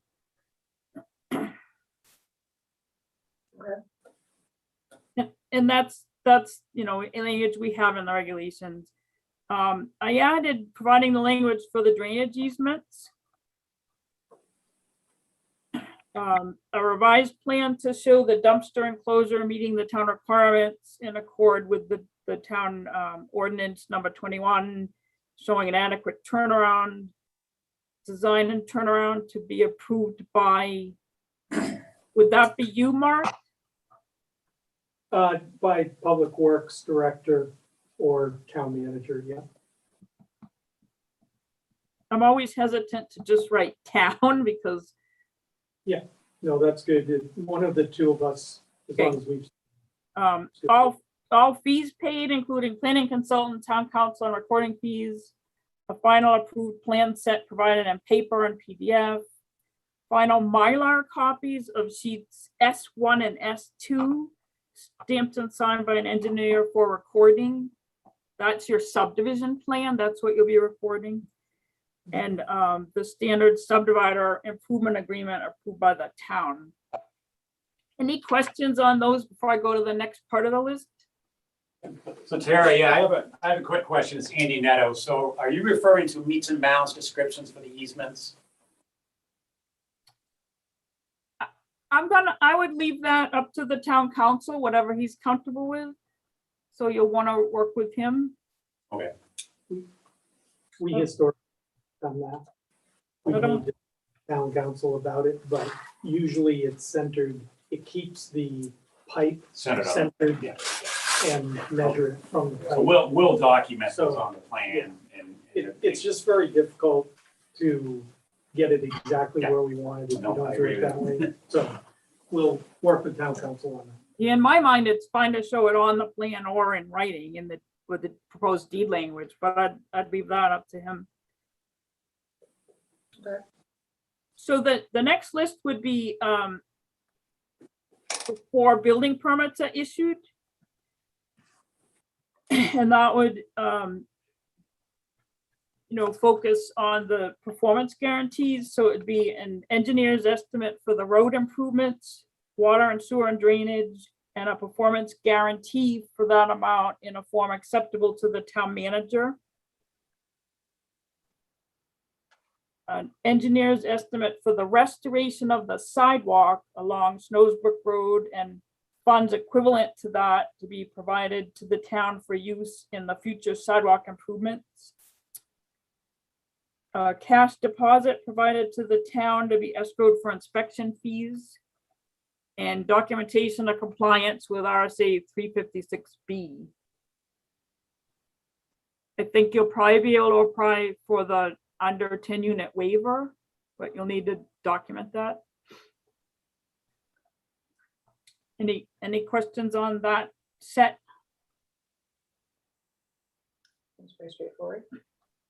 So what I have jotted down for conditions subsequent would be as-built plans certified by a licensed engineer submitted for the road, water, sewer, and stormwater improvements.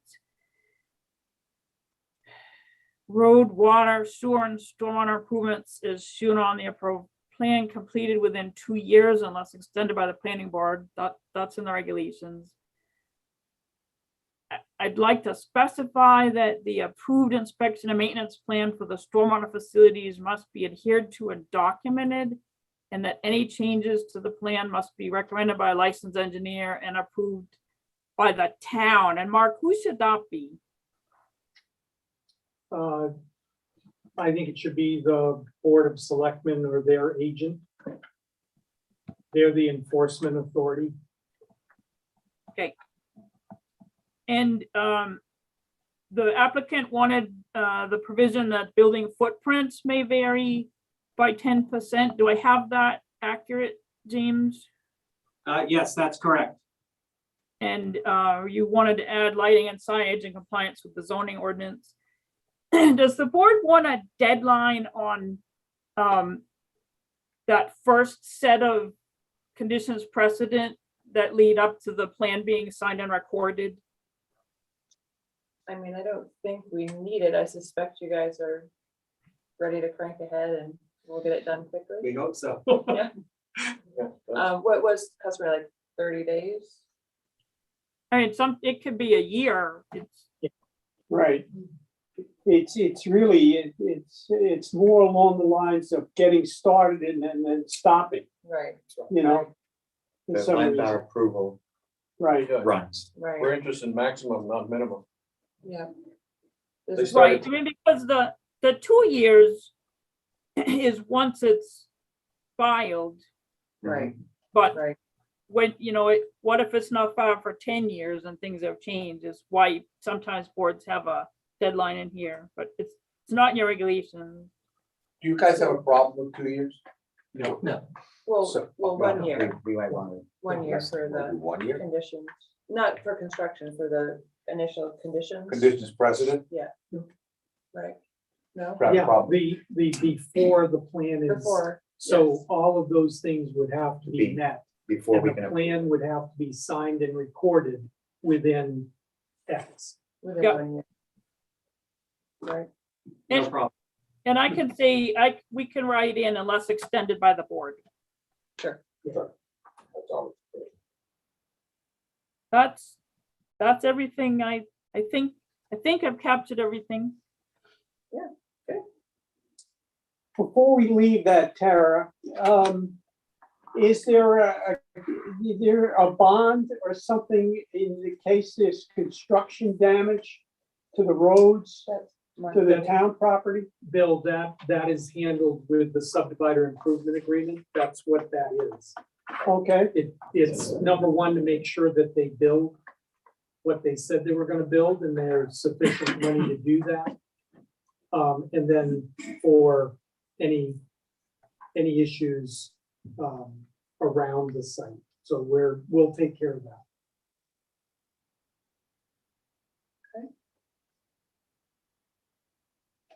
Any other concerns, thoughts from the board?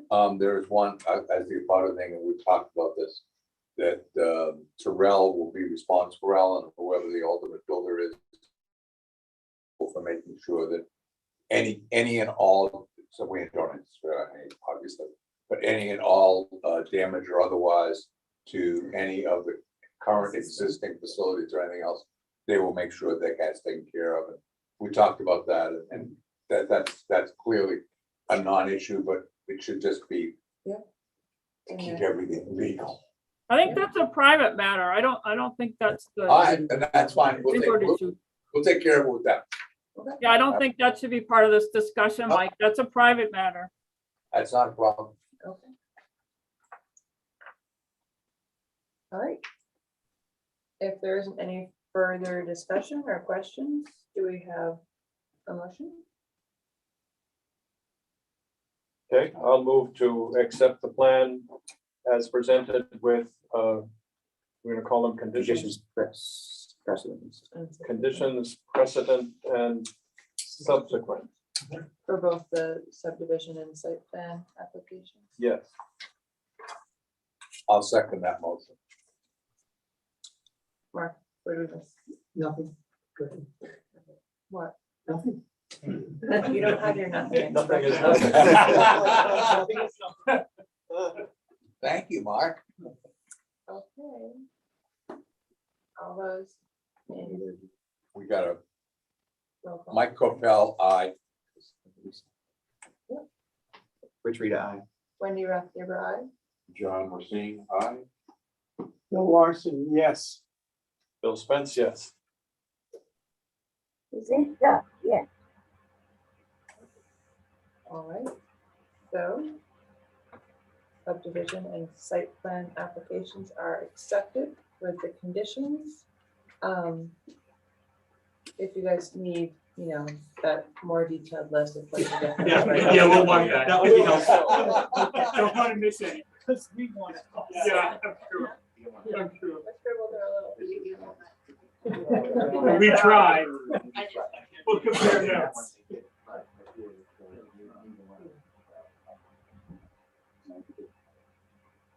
Okay.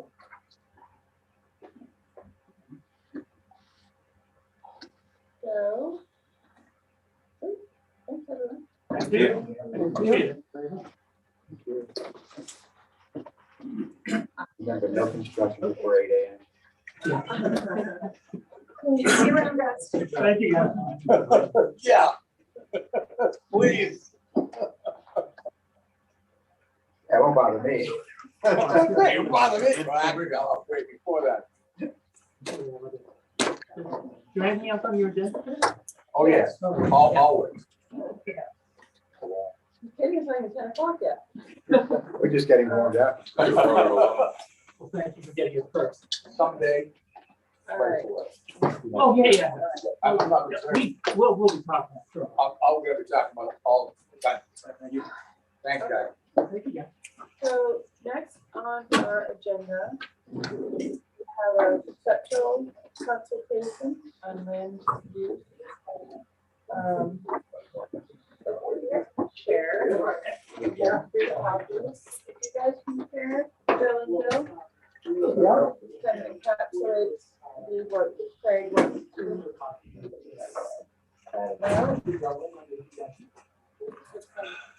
Okay, sorry.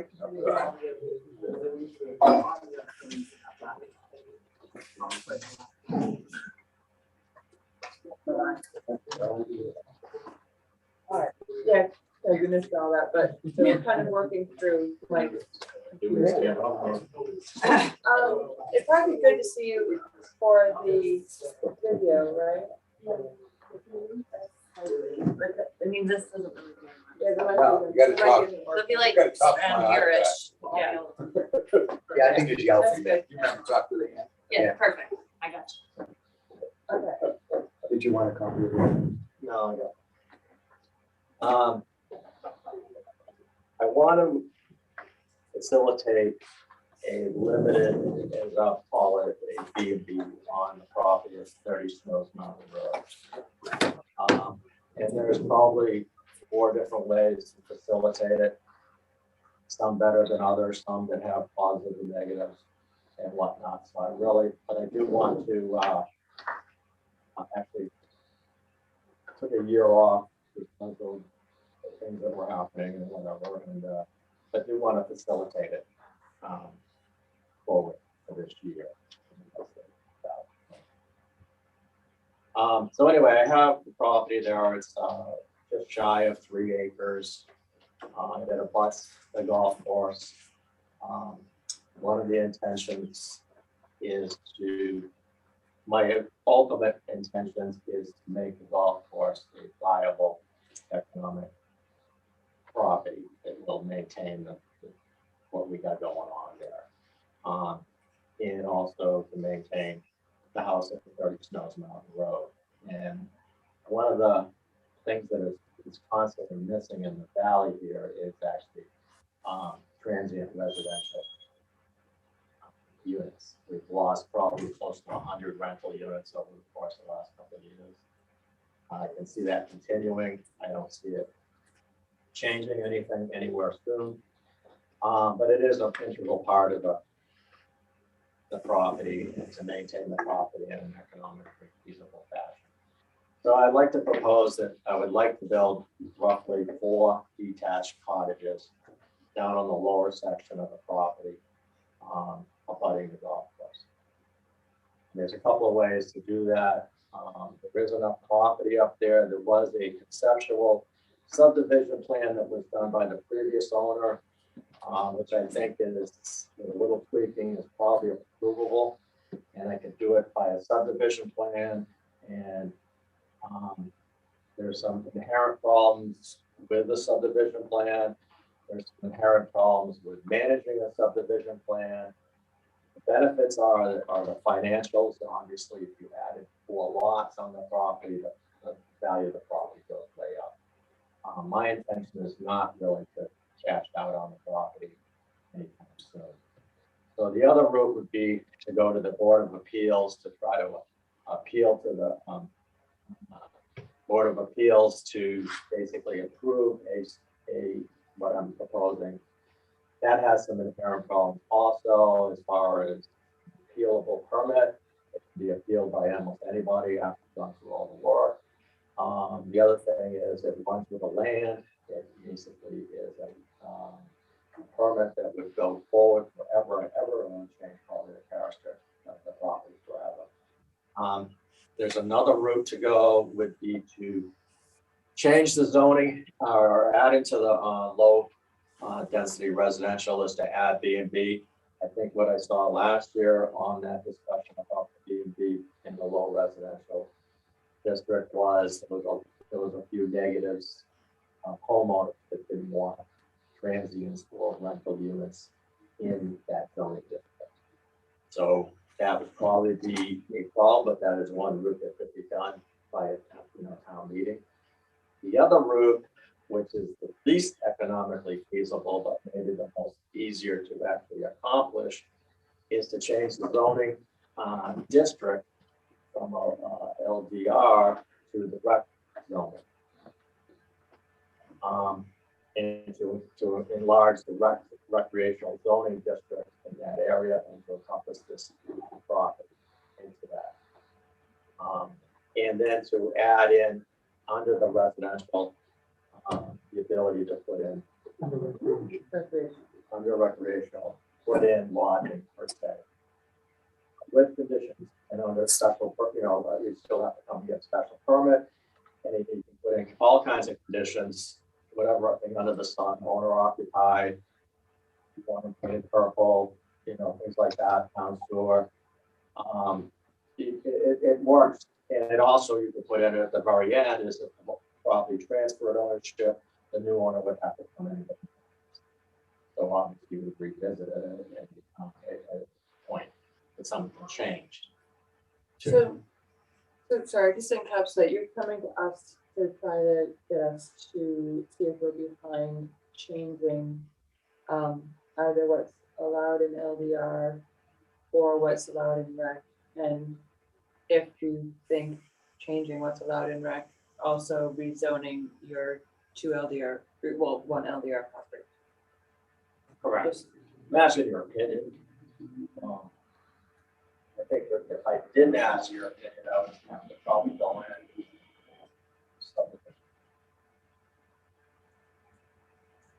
mean, even a PUD, I mean, qualify. We don't Well, have the except- authority to do it. Right. No, no, no, no. No, It's no, just- we- I'm we- talking about bringing it to, if you change the zoning. If we make the recommendation It for has to one. get voted on. For at town town meeting. meeting. Yeah, no, But you would have to, you would preferably do back it. I mean, I can warn it. yeah, Oh, yeah, no, an individual is perfectly able to yes, do which the writing and you can. And basically you bring it, you'd have a public hearing, what, if the planning board didn't agree with what you're trying to do, and I'm not saying you do or don't. You could write it yourself, bring it to us for a public hearing and get some public feedback that way in advance of town meeting. If the planning board thinks that something like this is a good idea, then we would work on the language and have a public hearing. And so our opinion would be just that today, because there's no saying no, because you can bring it forth one way or Yeah, another. I'm not asking any. Greg, just for clarification, I think you mentioned 4 routes, but you're just talking about the one route of changing LDR to rec and then getting a I special think, exception. after being for there rec. and watching what's going on, I mean, I think it's the least, it's more politically the better route. To get what That's I my want. opinion. Yes, it is. I think it's, the other ones have. Just to clarify, where your property is, it's abutted on one side by rec and on, is it 2 other sides by LDR? Basically, there's one, 2 sides, there's 2 properties, there's 3 properties. They're already abutting the rec zone already. So nobody is gonna, it doesn't affect the recreational zone. They're just gonna do a little bit bigger. Well, the bigger thing would be changing and allowing lodging on the rec zone. That's pretty much it. Well, with the conditions, it can't, that necessarily doesn't have to be. We're not talking about 6-story buildings. I mean, you can put conditions in on lot size, just in how many units per half acre. I mean, right now you're allowed 1 unit per half acre. I'm not suggesting that's what it would be. You're actually allowing. You're asking for a special exception anyway. Right. Theoretically.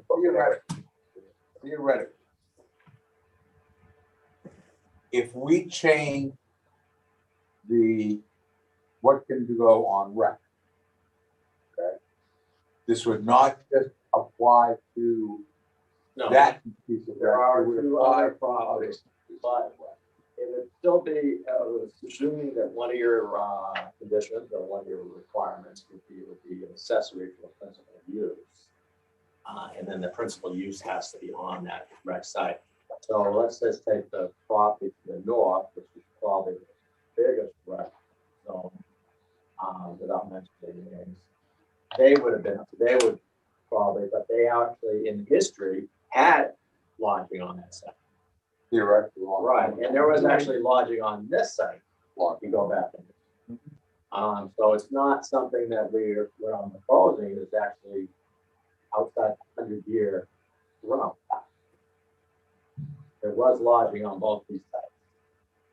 It wasn't until the lodging disappeared, the zoning came into play, that it changed. I understand that. As far as any of the other, if you look at the zoning map over there on the green stuff, some of that's owned by the town, some of it's owned by condos, and that's very small. So it's really that property to the north that would be totally affected if you just left it in the rec zone. And you also understand it's not for us to say whether or not the LDR property that's currently yours can be changed correct. That's a town meeting vote as well. Yes. So we could go through and reconstruct what's allowed in that, and the town could still say, no, we can't change LDR correct. Correct. May I ask a question? Thank you. I cannot hear Craig very well because he's speaking towards you. But I was wondering, how big are those units? Is it a one room and no facility for cooking? That would be my proposal, is what I'm proposing. It would be a little bit separate from this, but I would propose no cooking facilities. They're just 600 square feet, I think the 600 square feet would be the max. 400 square feet would be the minimum. To figure out what is 400 square feet, the old Holiday Inns were 400 square feet. Big hotel. Yeah. So More or less, square feet more or would be less a one suite. bed, one bedroom and one bathroom type, more or less. Yes, it would be strictly one bedroom units. 100%. The idea, the ideal guest, let's call it, would be a mature couple who's wintering in Florida and wants to come up to New England. But you'd be looking to tie this into wedding business too. Potentially, but I actually think that there's bigger market in just. Is it for use in summer? Time and want to come back that were residents of New England, the residents of Waterville Valley that are now living in Florida that want to come back for a couple of weeks. I'm not looking to do a transient day in, day out thing, trust me on that one. I probably would rent them in a 5-day block. And I would also be more interested, these would not be heated. I'm not looking to heat them per se. So it would be a seasonal operation. Would put in that into the conditions if you wanted to. And I would actually put in, I'm anticipating maximum.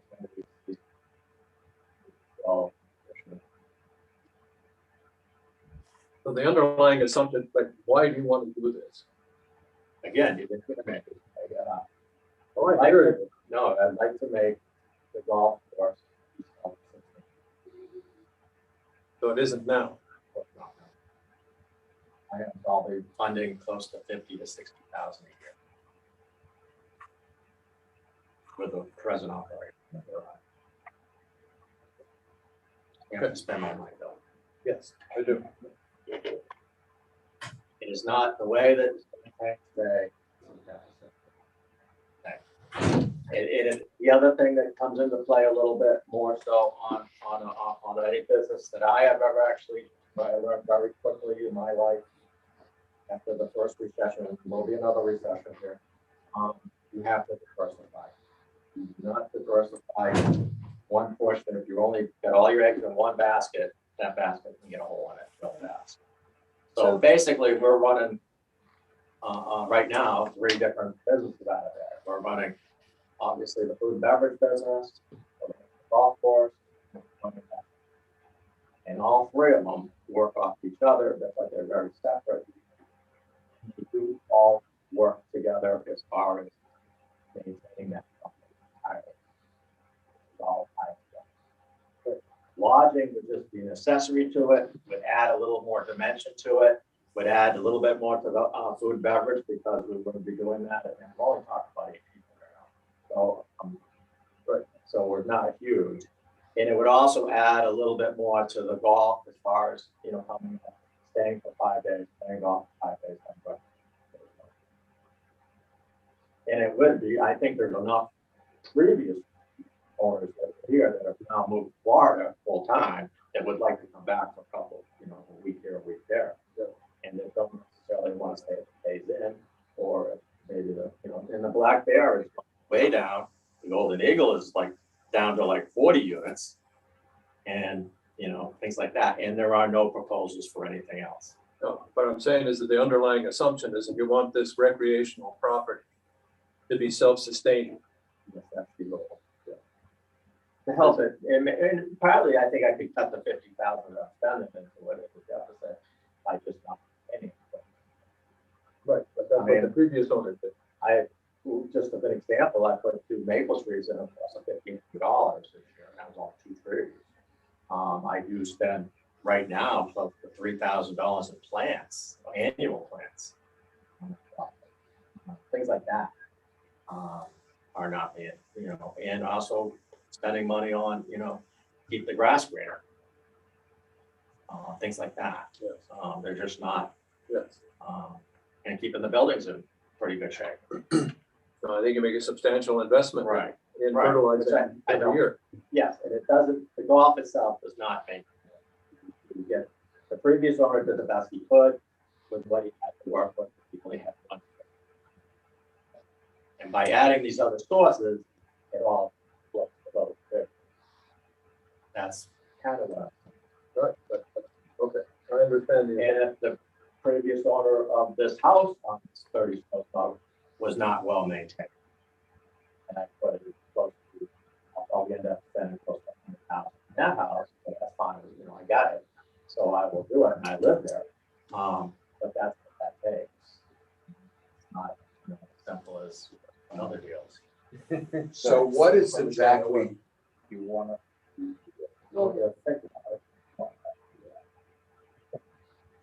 I think the ultimate question to us, because of course, no town meeting is looming, even though it's August, we're always end up behind the 8 ball come October, November, and then it's a couple of months away. If we're interested in, if we think that these proposals are a good idea, and as a board, we think it should be pursued, then we need to make that decision by next month. You know, we can speak on it all we want. If we don't think it's a good idea, we need to let Craig know as soon as possible so he can work on the language. And we shall just go through the public hearing process and follow the. And at the same time, I'll probably do a mirror program that does.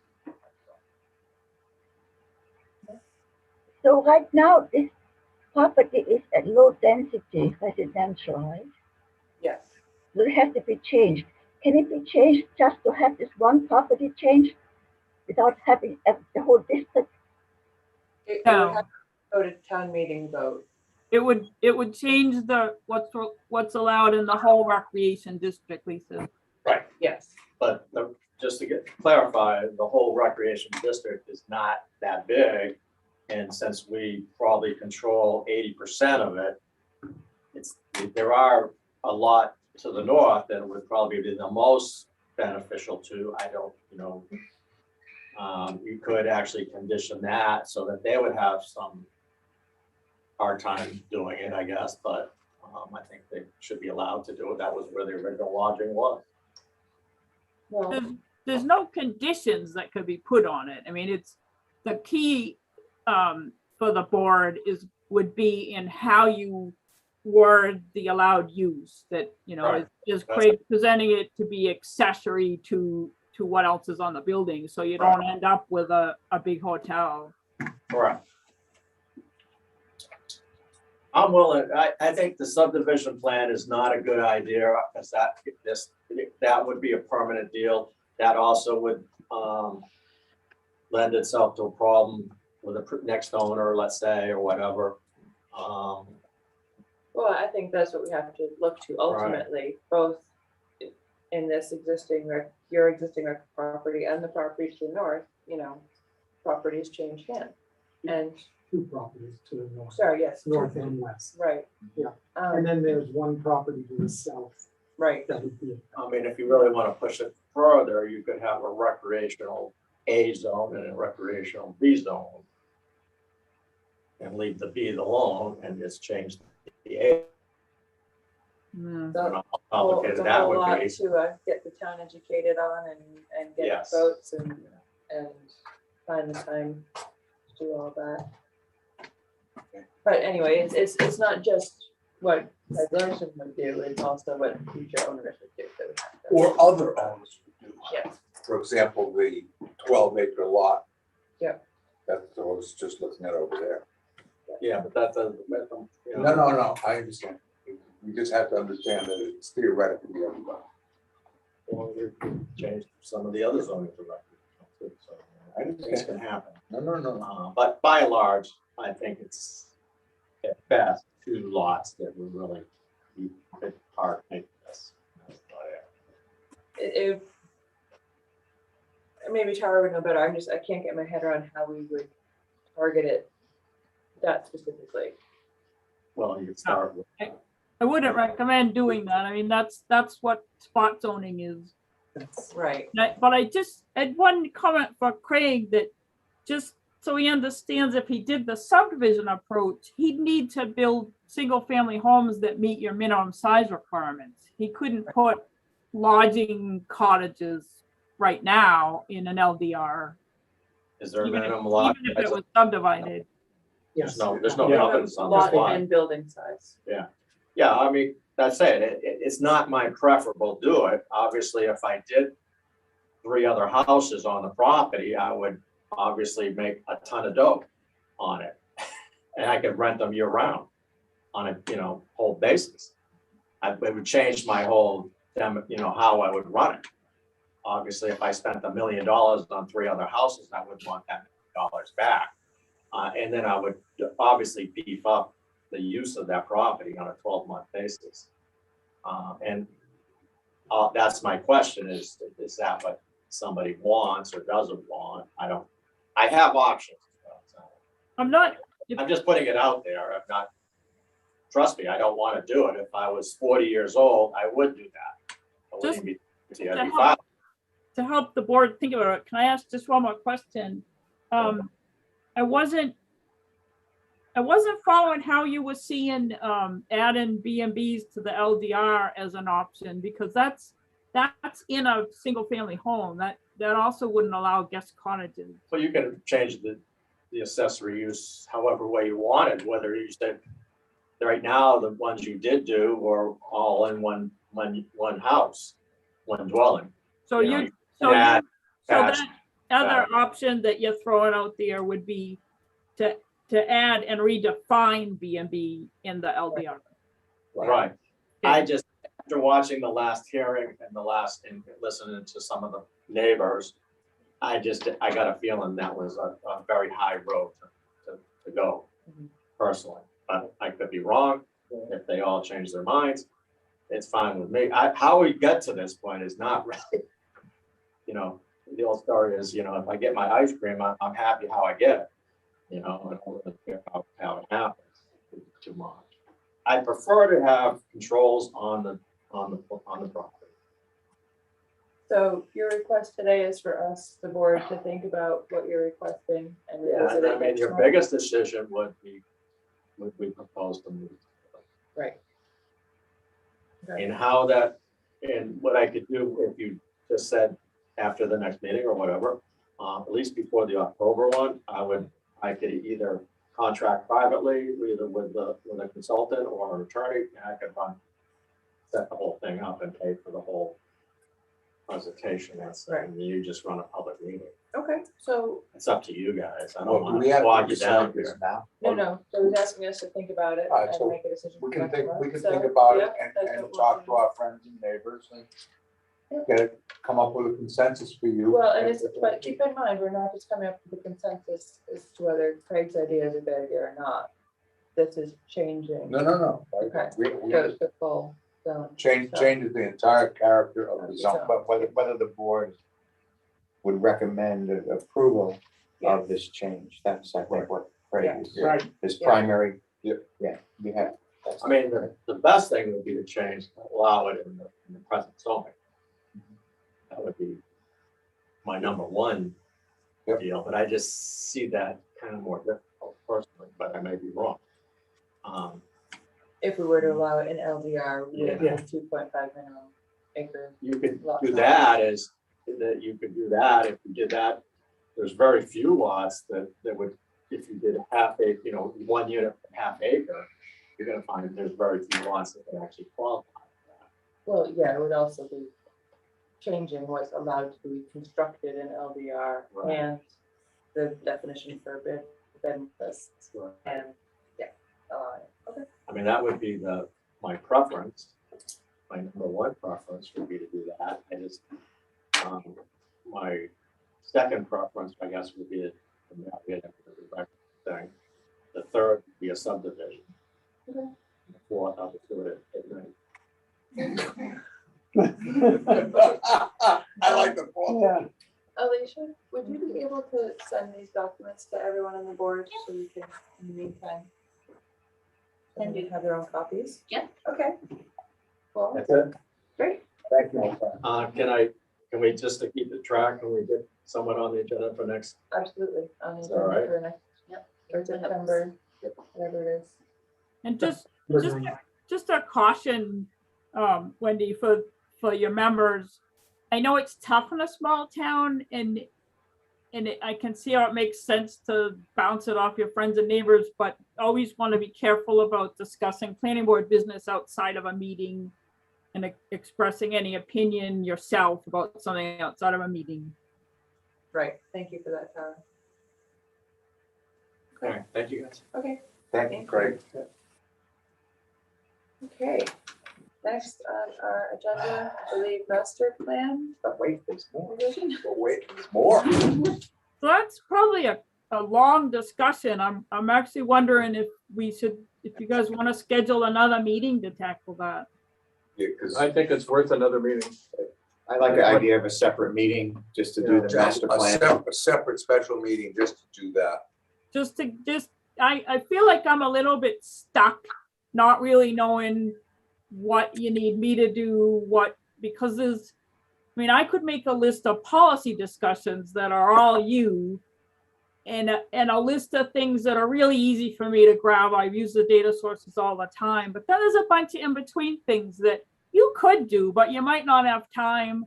But do you have the funds? I think that it's a bigger discussion that we should really go through each of those items that I marked and leave with a game plan of who's doing what, or we're not gonna get done in the next 6 months. Yeah, we definitely want to prioritize this. Would the members of the board be available, and Tara, would you be available on Thursday, the 26th, in 2 weeks? Yes, I am. I am available. I think I'm available, but she's on my calendar. As far as I know, wait a minute, is that August It's a 20th. Thursday. Thursday, it's 2 weeks from today. Same time? You talking same time? Yeah. 8 a.m.? Bill and Bill? Yeah, I think so. I've got physical therapy at some point in time during the day, but, as long as it's the morning, I'd be fine. Yes. As long as everybody does the homework and reads through what I sent out. That 42, what was it, page? 47. Yeah, that's why I don't want to let you start it at 10:18. Yeah. Yep. Lisa and Rob, does that? And I don't think so. I have medical appointments in New York City. Okay, Works here, Wendy. okay. Should be able to get the majority. I don't know about Nancy or Or you Terry. just think Nancy and just make them aware of it. Yep. I think, I think that's another reason not to try it today. Nancy's on a couple of these groups and carries a lot of buckets for it. It's a workshop. Workshop. Workshop. Not A work- The workshop. A workshop. Yep. So a workshop, and everyone has to do your homework. So 8 on the 26th. Yes. Good. Great. See what Tara has sent us. Okay. Super, I'll do it that way. I had one other thing. Just because I wanted to get everyone's opinion, just because it's happening again, with COVID. And, the new variant. We're moving into fall. Is everyone still comfortable with how we're doing things? I had a little bit of claustrophobia earlier with everyone in here. I almost pulled out my mask. I almost wonder, do we need to start checking cards? But I just want to know how the board is feeling. I don't want anyone to feel unsafe or they're putting themselves at risk to do this. No, I'm with you. I don't know who these other people were who were in here. Yeah, I'm comfortable with this group, but. I think we have a hybrid, so I'm comfortable with the hybrid. If anybody is uncomfortable with meeting in person. Except we have to always have the four. we have to have four. That's, so for those. Well, but we do have regular. But that's by state law, right? Thank you. I was about to say. You have to allow the public in the meeting space too. So Yes. the only option, you only need a quorum of members. So it's fine for a handful of members to be with me in Zoom. If an option might be a bigger meeting space for meetings where you think you'll get a larger group of people. Yeah, Yeah. for the, do we have, Where was there a bigger meet? Mark, would we potentially have a larger meeting space in the fall, winter? You know, we're talking as far as COVID, new variants, you know, larger, like, you know, this morning was a bit tight. Do we have any, I just, you know, I'd like the board to decide if we. The multi-purpose room is not gonna happen because of school. Cool, no, yeah. Or do we So- start requiring masks and, The selectmen have not taken any action with regard to masks. right, And staff, we have no plans to change the current situation. yeah. So, No, I think that, you know, the bigger concern is just with. the well, general we public can, coming we in. can reach out to the resort and we could potentially Conference use center? the conference center or, Okay, you know, there are other businesses. We could talk to the Snowy Owl. They have meeting rooms. So we have places that we could go.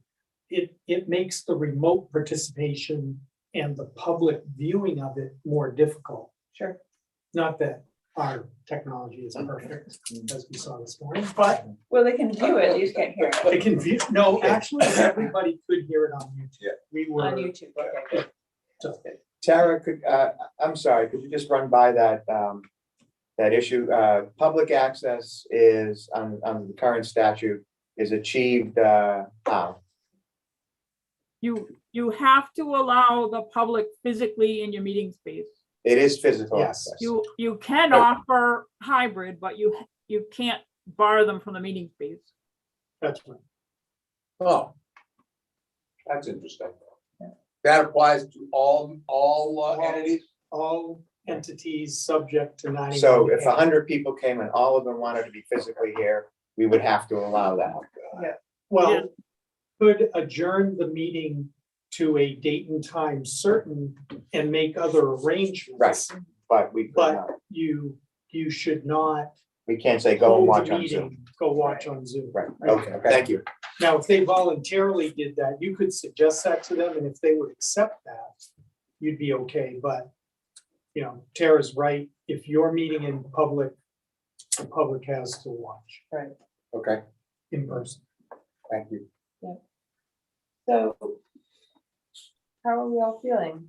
You know, I feel like I work with the general public a lot, and I do wear a mask at work, and, you know, that's how I'm dealing with that. But there's no way, you know, we're not requiring proof of vaccination. And so I feel like my tolerance level might be a little bit lower, and if anyone's trying to keep a more secure bubble with the variants, with the fall coming, I just want us to be able to talk about it and be sensitive to it. If we have a crowd like we had this morning, next time I'm wearing a mask. Or I'm not coming. I mean, I think our options are really circumscribed here, right? Yeah. On the current state law and Well, we can require, right, Mark, we could require masks for anyone Uh, attending the meeting. town hasn't. I can, as a chair of the planning board, require.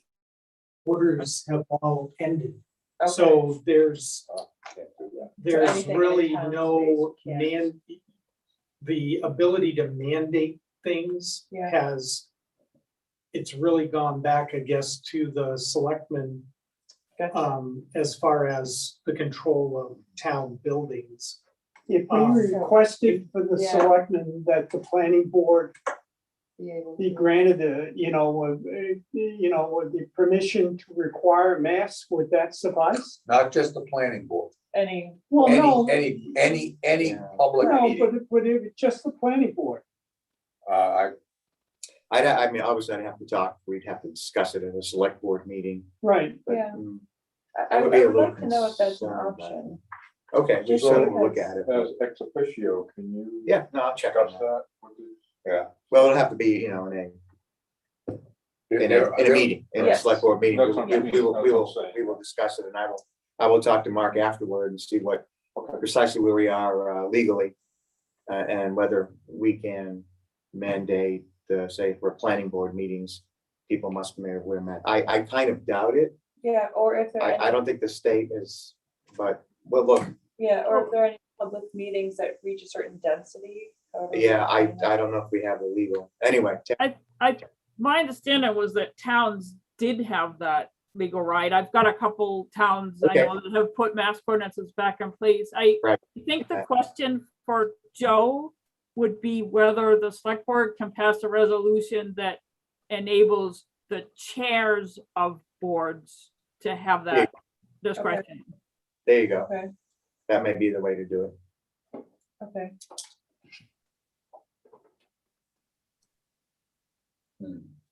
Yeah, just like, I don't want anyone to feel unsafe. Good question.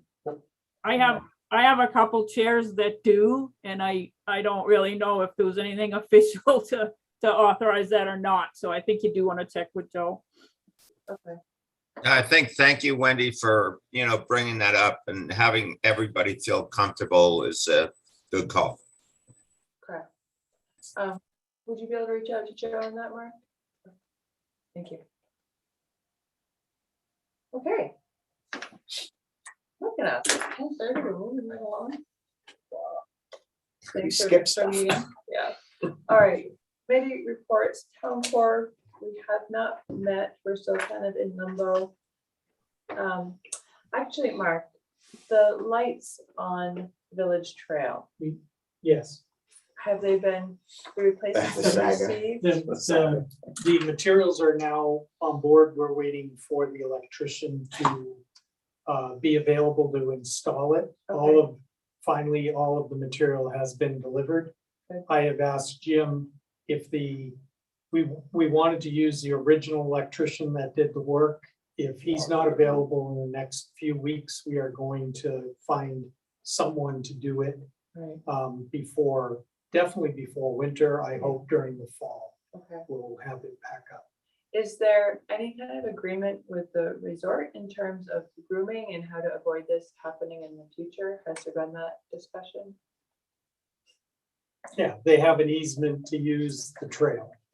Um, And what other agreements would, Well, like. yes, I'm gonna talk to going- Tim about them going around the, like- participating in the cost of this. Okay, He is already, with the purchase of the replacement parts, they're already participating. okay, So, yeah, they recognize they did it. okay. Yeah. Cool, thank you. Yeah, and then we're just waiting on the potential road projects. Conservation? Sure, consultation, we have a meeting coming up in the next Monday. week, yes, Monday. And, we'll have more information then, we don't have a whole lot now, we did have one person resign. Little plug, we'd like to have someone on board, if anyone's out there in TV land can join, come on over. And also, Mark, can you elaborate, is it a done deal with the property that we purchased? Yes. Complete, and we own it, They own it. okay. That's The town, the town, sorry, but actually, the town through the Conservation Commission owns it. okay. All right. The town. Town doesn't. No, it has been purchased by the Conservation Commission. And uses or proposed uses, they'd have to follow whatever process, but it's up to the Conservation Commission to control the use of that parcel. Great. That's all I have. No, we're not gonna move the transfer facility over. I don't think the Conservation Commission will go for that. Were there any communications? No, but I would like a non-public session with the board after. Okay, For sure. sure. Jenny Lucas Meister. Oh. Hi, Jenny.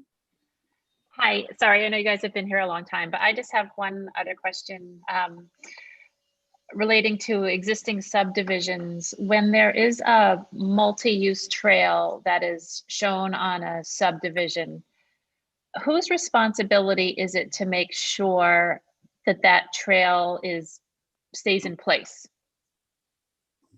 doesn't Yeah. get blocked, or is it a private matter, or is it? I hate to say this, it sounds very bureaucratic, but it depends. Okay. The trails are subject to whatever easement put them in place. And the responsible party is whoever that easement is in favor of. So a lot of these trails have had multiple, and the reason that I'm saying this is because Dave and I have received several phone calls in the last couple of weeks regarding trails. Because there are a lot of trails that have been in favor of the Waterville Company, some were in favor of the resort, some were private, they're all on private property. None of these are on town land. So you really have to research the particular trail and who the easement was in favor of.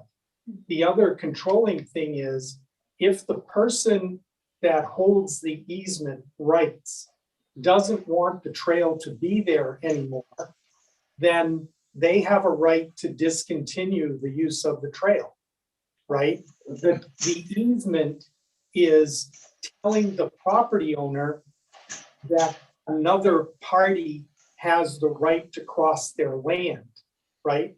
So if the resort had an easement across Joe Smith's property, and the resort doesn't want to utilize that easement anymore, they can say, I'm done with it. Okay? And Mark. Joe Smith can do what he wants. Maybe they do that legally by recording Because it's a in the new deed. vehicle Right. because it's in In the the deed, deed is it? right? So they would have to change the deed. Okay? But it is not mandatory for that easement holder to maintain that trail unless it says so in the deed. Okay, and I'm not aware of any of these easements as being mandated that the trail will be there. Okay, so does that answer your question, Jenny? Yeah, it sounds like I have some research to do. Yeah, I think, and that's kind of what we're facing, Jenny, is we've got trails that are cutting across private property where the private property owner is doing work and they're blocking the trail during that construction. And people are calling us saying, hey, I can't walk along my trail anymore. Well, if the easement is not in favor of the town, there isn't anything we can do about it. Okay, understood. Thank you. Great, thank you, Mark. Right, yes. It's the easement holder, whoever has the easement. Right. Wow. And so some of these trails are gonna go away. They are going on. They are They going away. Yeah. And they're gonna continue to. Yeah. Well, they may go away or be moved. Or they may be moved. My understanding is in some of these, the route that I've done. So for example, if somebody has an easement through Bill's land, Bill can say, okay, you have an easement to do thus. So however, instead of your easement going this way, I'm gonna give you easement. Another easement. Another easement that accomplishes the same thing, that goes that way. Yeah, so I can carry on with my construction. Yeah, but my understanding is that Because I want to put my house where the trail is, but I'm gonna move the trail over here and you're still gonna be able to use it. But it's not gonna be it just gets given more to and me. more, it just gets more and more complicated. And it is. Yeah, no, and we're trying to, it can't be from us telling these people what they need to do with these trails. We're putting it on the homeowners and these other folks who potentially have these easements for, whether it's National Forest or Resort, whoever, to work this out. And it's not us to say how they do that. But we're just encouraging these owners to be involved and try to come up with solutions. There is discussion with the owners now. Yeah, we're talking to several. Some trails don't even have easements. Right. As Some I trails think were James just- pointed out. Right. Nelson's path can just go away Yeah. if they want. But there is a local trail that's in question. Never mind. I'll discuss it privately. Well, it's on private property. That's gonna be one of those situations where, you know, it's whatever the property owner and the easement holder decide on. And they may decide that it's gonna go away. I think some of these situations, we find out that there is no easement. People have Right, walked and there people for just years. have walked there. Yeah. Skied or bike. And then that's really a private matter. The town is not involved in that. Yeah, we have the situation at the top of Snow Mountain Road. Exactly. Yeah. Oh, that's right. Well, there's one caveat on that one is that the town has an easement to get out to the water. Reservoir. That belongs to the town. But No, that's just- the easement belongs to the town, but the property owner has said, yeah, you can do it, but I don't want every hiker to be able to cross that path. So that's why we put up the gate and said, people cannot go through. Just The for town town. still has an easement there. So that the town can do town business. But just because you're a resident of the town doesn't mean that you can That's walk. correct. Right. That's correct. Yeah. Because they're not easements for passage, they're maintenance. Yeah. So you have to have a maintenance reason to be using. Were there any communications? So just for you, we'll be meeting 2 weeks from today, Thursday the 26th at 8 o'clock for our workshop on master plan. Right. Do your homework, read up. Yes, Madam Chair.